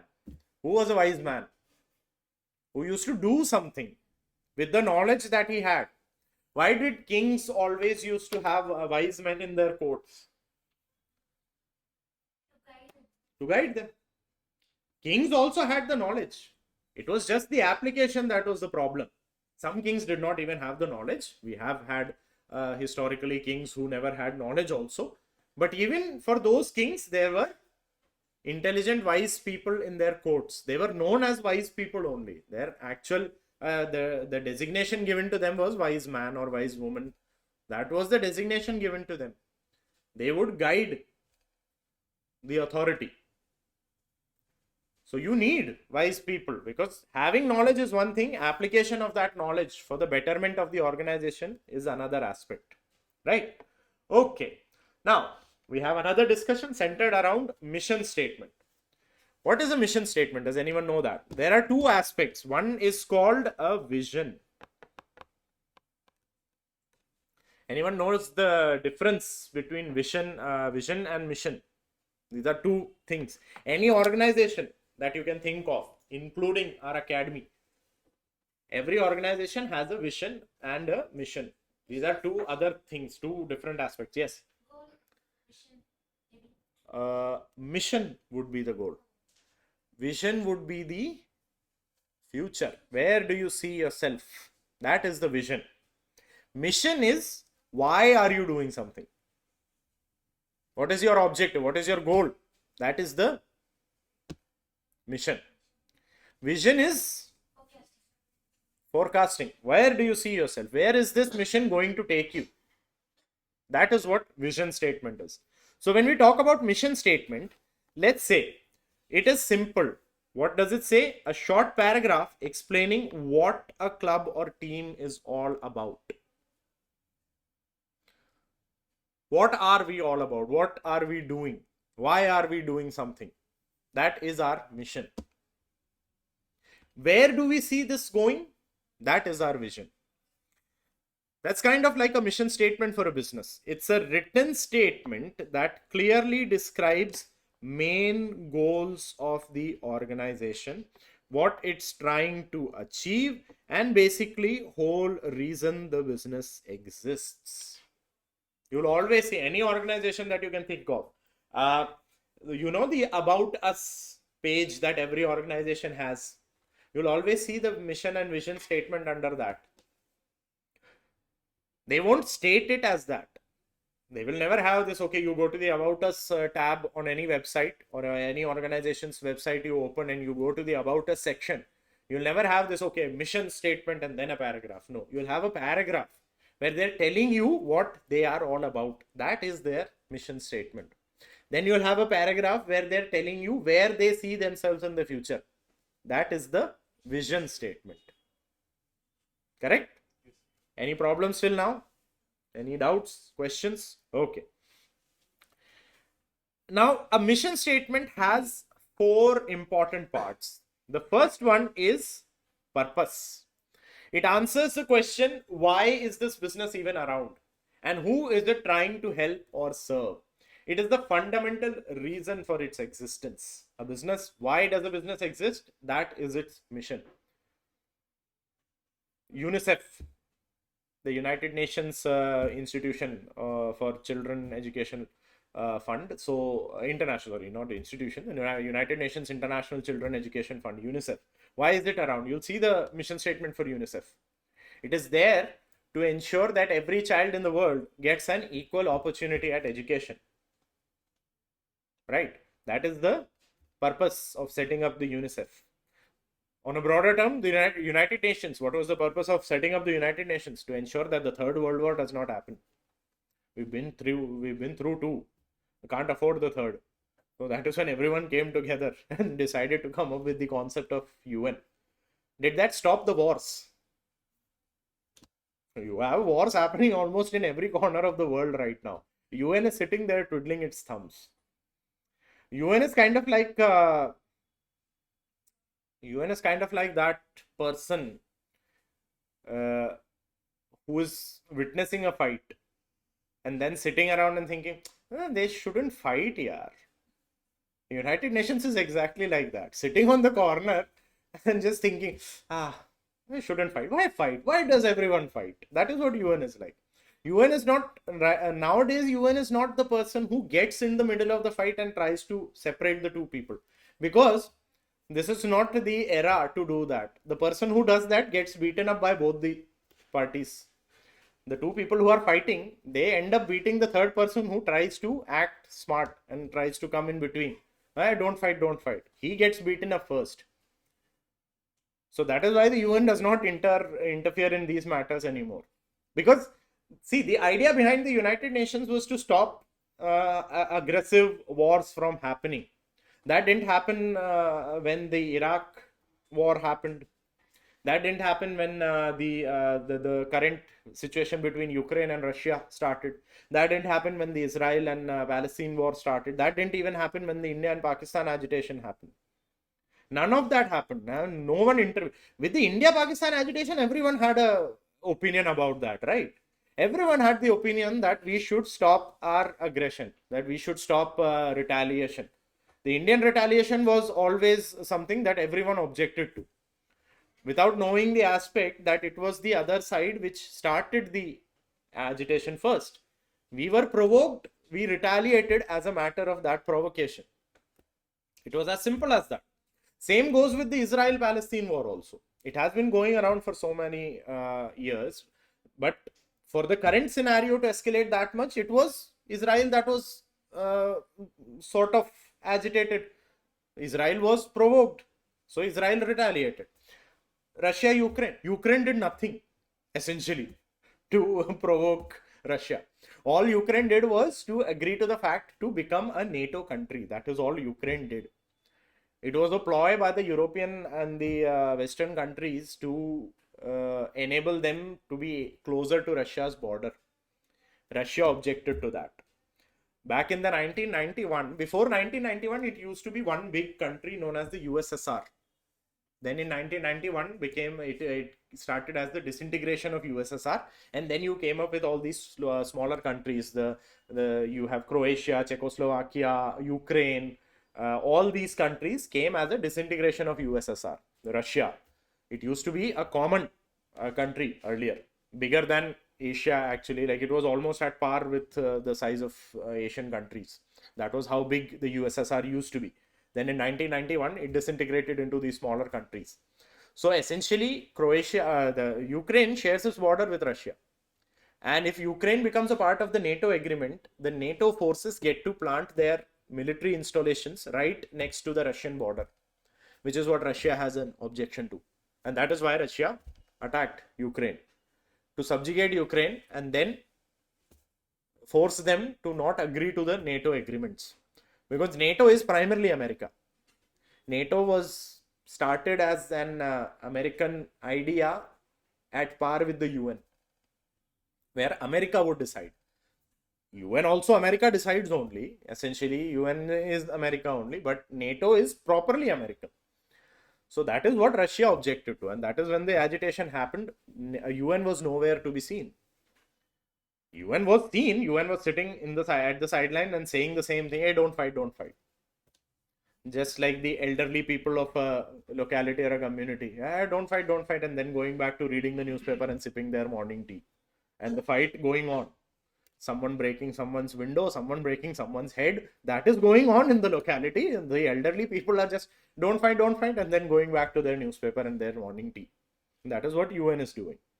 Okay, so but if you go and look at the mission statement of the United Nations, it does not say that. It says it has been established with the purpose to ensure that war situations do not arise and we do not get to see another sort of a Hiroshima Nagasaki sort of an incident ever again, because that is one of the worst atrocities that mankind has ever inflicted upon itself, the bombing of Hiroshima and Nagasaki.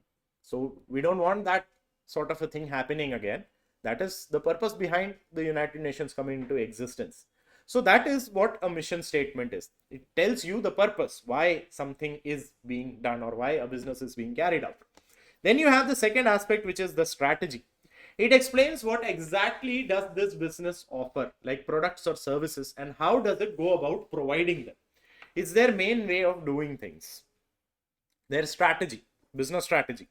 What we are doing and how are we going to do that. Then we come with the third aspect, which is policies and culture. It talks about how does the business expect its employees to act and behave. We will have that in the mission statement as well, that we expect our employees to maintain integrity at all times, to ensure that the personal objectives are aligned with the organizational objectives, that we are all working as a with a single-minded focus to attain the organizational objectives. Like the dialogue that they use, there is no I in team. You always heard that. There is no I in team. Actually, there is no I in team. Team is spelled as TEAM. So there is no I. The idea behind that is no singular effort. It has to be a collective joint effort. That is why team. And then we have values. These are the core beliefs of the business. What are the most important principles that guide all their decision and actions? The basic core belief. We've discussed about the purpose, why we are doing this, but this goes deeper than that. Why are we doing this? UNICEF, United Nations, why are we doing this? To ensure that humanity has a chance of survival, to ensure that we have equality all over the world. That is why we have been set up, to ensure that every person in the world has an equal opportunity to live their healthy life. That is why we've set up organizations like United Nations, organizations like the UNICEF. All of these have been set up with these intentions. So values go deeper than your purpose. Okay? A mission statement is like a quick guide that tells you the reason the business exists, what it does and how its people are expected to act, and the main principles it believes in. This is just a summary of what we've studied till now, the purpose, the objective and all that, the strategies, policies and all. So this is just a summary of that. Okay. Now, what are the characteristics of a good mission statement? We'll discuss this and then we'll have a short break after we study about the Walt Disney Company, all right? Okay. So the characteristics of a good mission statement are: It's supposed to be a short and sweet message. No one is going to read a 4-page long mission statement of what we are going to do. No, I don't need that. We just need a very short summary, like we said. I just need one paragraph of what you are going to do. Explain to me in one paragraph what are we all about. That is it. So it's supposed to be a short and sweet message. Then it talks about your vibe and your values. What is the company's personality about? What are we aiming at? Because today's generation, you guys all can relate, vibe needs to match, right? If the vibe is not matching, it's not going good. Nowadays, generation goes out of sync, out of vibe, and immediately the rejection happens. Breakups happen based on just one vibe not matching. I like romantic songs, he or she doesn't. Vibe is not matching, boss. He likes peppy music, she likes peppy music. I like romantic songs, so vibe is not matching, can't continue. Ask your parents about the same thing, or your grandparents about the same thing. Their vibes would include the aspects such as vibes matching means, back in those days, it would be vibes matching means, okay, our families have come to an understanding. Our vibes match there only. Done. Do the two families understand each other? Have they come to an understanding? Yes, this boy and this girl are about to get married. Vibes have matched. Done. Nowadays, the vibes depend on the kind of food you like, the kind of music you like, whether you go to the gym on a regular basis or not. All that comes under the vibe check concept. So, exactly the same manner, what the company's vibe is. It explains what you want to achieve, like your big dreams. What are you aiming for? What do you want from this business? Why have you set up this business? Then it tells where you want to go. So it will include your vision statement as well. Mission would include your vision. Vision statement is part of the mission statement. What kind of work you want to do. And it's not about numbers or money. You'll never see a company having a mission statement which says, okay, we are going to be a unicorn company. We're going to be a company that has 500 crores of profits in 5 years. No company would ever have this statement in their mission statement, or this line or this dialogue in their mission statement. If a company has that, run as far away as possible from that company. Because if a company has this kind of a mission statement, it is not focused on your personal life anymore. It will not be considering your work-life balance at all.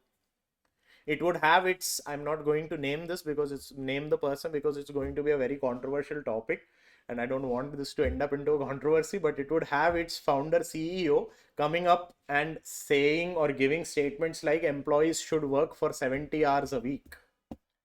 Has anyone heard this statement from a very, very prominent CEO of an Indian company? It caused a great like a furor and storm on the online media. Go and search for this. There was a statement made by a very, very eminent personality, business personality, who has a very, very big info company. He made the statement that we expect our employees to work for 70 hours a week. Now, 70 hours a week, you have office working timings are 9 to 10 hours. That includes 1 hour of lunch. So if you have 9 hours, it means 1 hour of lunch is 8 hours of every day. How many days do you need to work for 70 hours? Everyone knows the table of 8. 70 is 8 8s are 64. How many days are there in a week? How do you work for 8 days in a week? A week is supposed to have 7 days, including a Sunday, which is supposed to be an off or a holiday, right? So for 70 hours, if the entire week output has to be 70 hours, how many hours a day? Most of the organizations, the IT industry has 5-day week, 5-day working, right? 70 divided by 5 is 14 hours. You have 24 hours in a day. Someone is expecting employees to work for 14 hours a day. You're left with 10 hours. You need 8 hours of sleep to be efficient and productive. You're left with 2 hours for everything else that you can think of. That includes having your food as well. everything else. That includes scrolling on Instagram as well. Sometimes it takes us 2 hours only to scroll Instagram. So everything comprises of that. Is that a valid kind of a demand to be made? So if you see something like this in a mission statement of a company, what you need to do? Run as far away as possible. Never ever attempt an interview in that kind of a company. It's as simple as that. If someone is blatantly stating this thing, oh, we need you, because we said now mission statement has to have what they expect from the employees. So yes, we expect our employees to work for 70 hours a day, or 70 hours a week. So immediately, not for me, boss. Not a good working environment for us. Okay. Next, no deadlines. This isn't a to-do list with dates. A mission statement cannot have a deadline. It will never be like by 2025 we'll do this and this and this. No. Mission statement cannot have that. UNICEF, United Nations, did United Nations get set up with this kind of a thing? Okay, by 2025 there will be no wars. They couldn't guarantee that way back in 1945 when they were set up. It's been how many years? 80 years since UN has been in existence. They haven't been able to guarantee a war-free world till now. There hasn't been a decade where there hasn't been a major war. It's a simple thing. All the way back, like when the new millennium hit, 2000, we were very happy. Okay, 2K 2000 has arrived, and this is going to happen, and that is going to happen. 2001, the attack on the World Trade Center happened. And for 10 years since then, America has been in war, or had been in war with Afghanistan for 10 years. So it was an entire decade that there was a war going on. The world has never been without a war ever since the formation of the UN. The formation of the UN was done to ensure that there would be no more wars. They haven't been able to achieve their mission till now. So there can never be a expiration date or a kind of a deadline on your mission statement. And the next is, it's a message for everyone. Inside the organization, outside the organization, you're telling everyone. You're telling the outsiders that this is what we're doing. You're telling the insiders because you want the insiders to be aligned with these objectives. You want the insiders to be working cohesively as a single unit to attain these objectives. For example, we have 2 more points. It helps in setting goals and planning the next steps. That is what your mission statement does. It helps you to set. Now, goals and mission, there is a certain difference between these two. Mission is long. Goals are short terms. Mission is the entire mission when it's distributed into smaller aspects. That is when it becomes a goal. So mission could be, okay, let's say, for example, mission was India becoming polio free. Ever since we attained independence, it's been the mission of every single government since then to ensure that India becomes polio free. Back in around 2019-20, we eradicated polio from India forever. Yes. So that was the mission. Ever since 1947, the polio vaccination program has been set up with that same intention to eradicate polio from the country. How did they go about doing that? Distributing it or cutting it into smaller pieces. That was called as goal. So they put up these goals to vaccinate every child from the age of 0 to 5, from the age of, let's say, like when it's born and up to the age of 5. So they came up with the vaccination program. Then they came up with the goals of targeting that particular age group. So every 5-year plan that was developed included the polio campaign. Every year, every 5-year plan that you can think of has the healthcare aspect, and in the healthcare aspect, the polio aspect was always there. Every year that the budget was prepared, the polio aspect was always included in the budget. How much needs to be expended to ensure that every child in India becomes polio free? So you aligned all these goals to the mission of making India polio free, and then you attained that mission.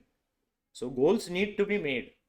So any mission that you have has to be broken down into smaller goals. Achieving goals collectively would ensure achieving the mission. Then it shows the direction for your business journey, where the business has to go. So it's kind of, think of a mission statement like your Google Maps. You put in the destination and now it's informing you. You take a U-turn, not like Google. Like Google can make you take a U-turn and keep on making you take a U-turn. Like take a U-turn, take a U-turn. You're circling around the same place. Google has that problem, but your mission statement should not have that problem. Google Maps has a problem which caused three poor fellows all the way in the northern India, Bihar. So they were traveling, they were going someplace early in the morning and it was very foggy. And Google told them head straight. They headed straight. Google told them take the flyover. They took the flyover. It was an incomplete flyover. And in a foggy condition, their car at a speed of 80 kilometers per hour, 80 or 90 kilometers, because it was a highway, it could be even more. Their car flew off the bridge because it was an incomplete bridge, fell to the ground. All of them, unfortunately, resulted in the death of the three people. But no one is to be blamed in that because it's a machine, it's an AI. It told them to take the flyover. The map did not have the information. It was an incomplete flyover, and because of the fog, it was not even a human error. You couldn't, because in north the fog is it's so dense you can't even see few meters ahead of your vehicle.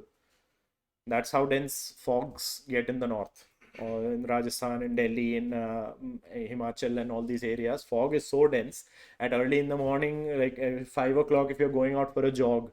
So you can't even see 5 feet or 6 feet ahead of you.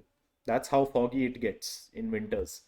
So being on a flyover, being already, because flyovers are elevated, so on a higher elevations there is more fog, denser fog. They were not able to see that. So unfortunately such an accident happened. But we can't have that with our mission statement. Our mission statement cannot be making us fly off a flyover or jump off a flyover. That is not how mission statements are supposed to work. For example, the Walt Disney Company. The Walt Disney Company has a very, very simple mission statement. We'll come to the question back. First, we'll see the Walt Disney Company's mission statement. The mission statement of the Walt Disney Company is to entertain, inform, and inspire people around the globe through the power of unparalleled storytelling, reflecting the iconic brands, creative minds, and innovative technologies that make ours the world's premier entertainment company. Now, after having read this statement, would any of you disagree with Walt Disney's mission statement? Has Walt Disney not exactly done this throughout its 100 years legacy? Isn't this exactly what Walt Disney Company has achieved? What does it say? Inspire is to entertain. Hasn't Walt Disney entertained us? Mickey Mouse, Pluto, Goofy. Right now, the Marvel Cinematic Universe. What is all that doing? It's entertaining us. You watch IPL on which app? Geo Hotstar used to be known as Disney Hotstar. So it is entertaining every single one of us. Yes, Disney has attained that. Inform. You have documentaries over there. So they're informing you also. Then inspire people. Yes. How many artists, how many cartoonists would say that their art got inspired by Walt Disney? If Walt Disney never came up with the idea of creating cartoons, creating Mickey Mouse, you wouldn't have any other sort of an art that you can think of. Cartoons, essentially. Back then, a 1 second clip of Mickey Mouse, 1 second clip of Mickey Mouse moving his hands or legs required 24 cartoons to be drawn. 24 cartoons for a 1 second clip of cartoon.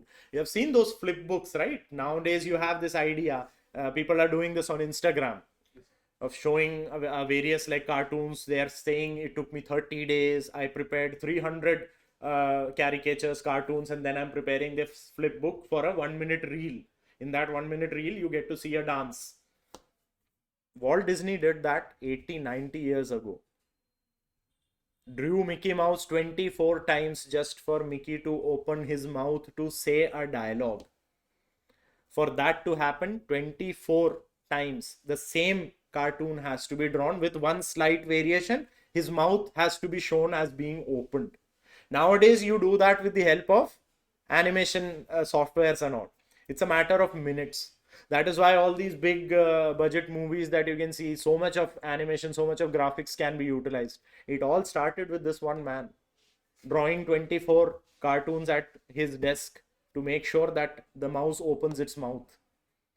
And all it has to say is Pluto. That's all Mickey says most of the time, calling Pluto. But for that, for him to open his mouth, Walt Disney had to draw it 24 times. And every frame would be just the mouth opening slightly. That is it. The rest of Mickey Mouse has to be the same. Only his mouth has to be shown as being opened. So the hard work that has been put up, that is the mission. That is why Walt Disney went through all that trouble. The power of unparalleled storytelling, reflecting the iconic brands, creative minds, and innovative technologies that make ours the world's premier entertainment company. So Walt Disney has actually lived up to their reputation, to their mission statement. We have another company, which is Cadbury. Cadbury simply means what? Cadbury is quality. This is our promise. That is Cadbury's mission statement. Cadbury is quality. This is our promise. Our reputation is built upon quality. Our commitment to continuous improvement will ensure that our promise is delivered. And yes, Cadbury has delivered its promise. It's been around for around 80 years, almost 80 years or so. Now, that brings us back to our trivia question, which is, does anyone know? Cadbury is not the company. Cadbury is the product. Cadbury is the product. Cadbury has other products, but Cadbury is not the company. Which is the company behind Cadbury? That is the trivia question you have. And with that, we have our break. So it's 10:15 right now. We'll reconvene at after half an hour, 10:45. You have time to research all these things. You have time to research the name of the company that owns the brand Cadbury. You have time to research about the person or the CEO who came up with the idea that it should be 70 hours working for employees in a week. All that. So do research all that, and I'll see you in half an hour. We have our break for now. Okay.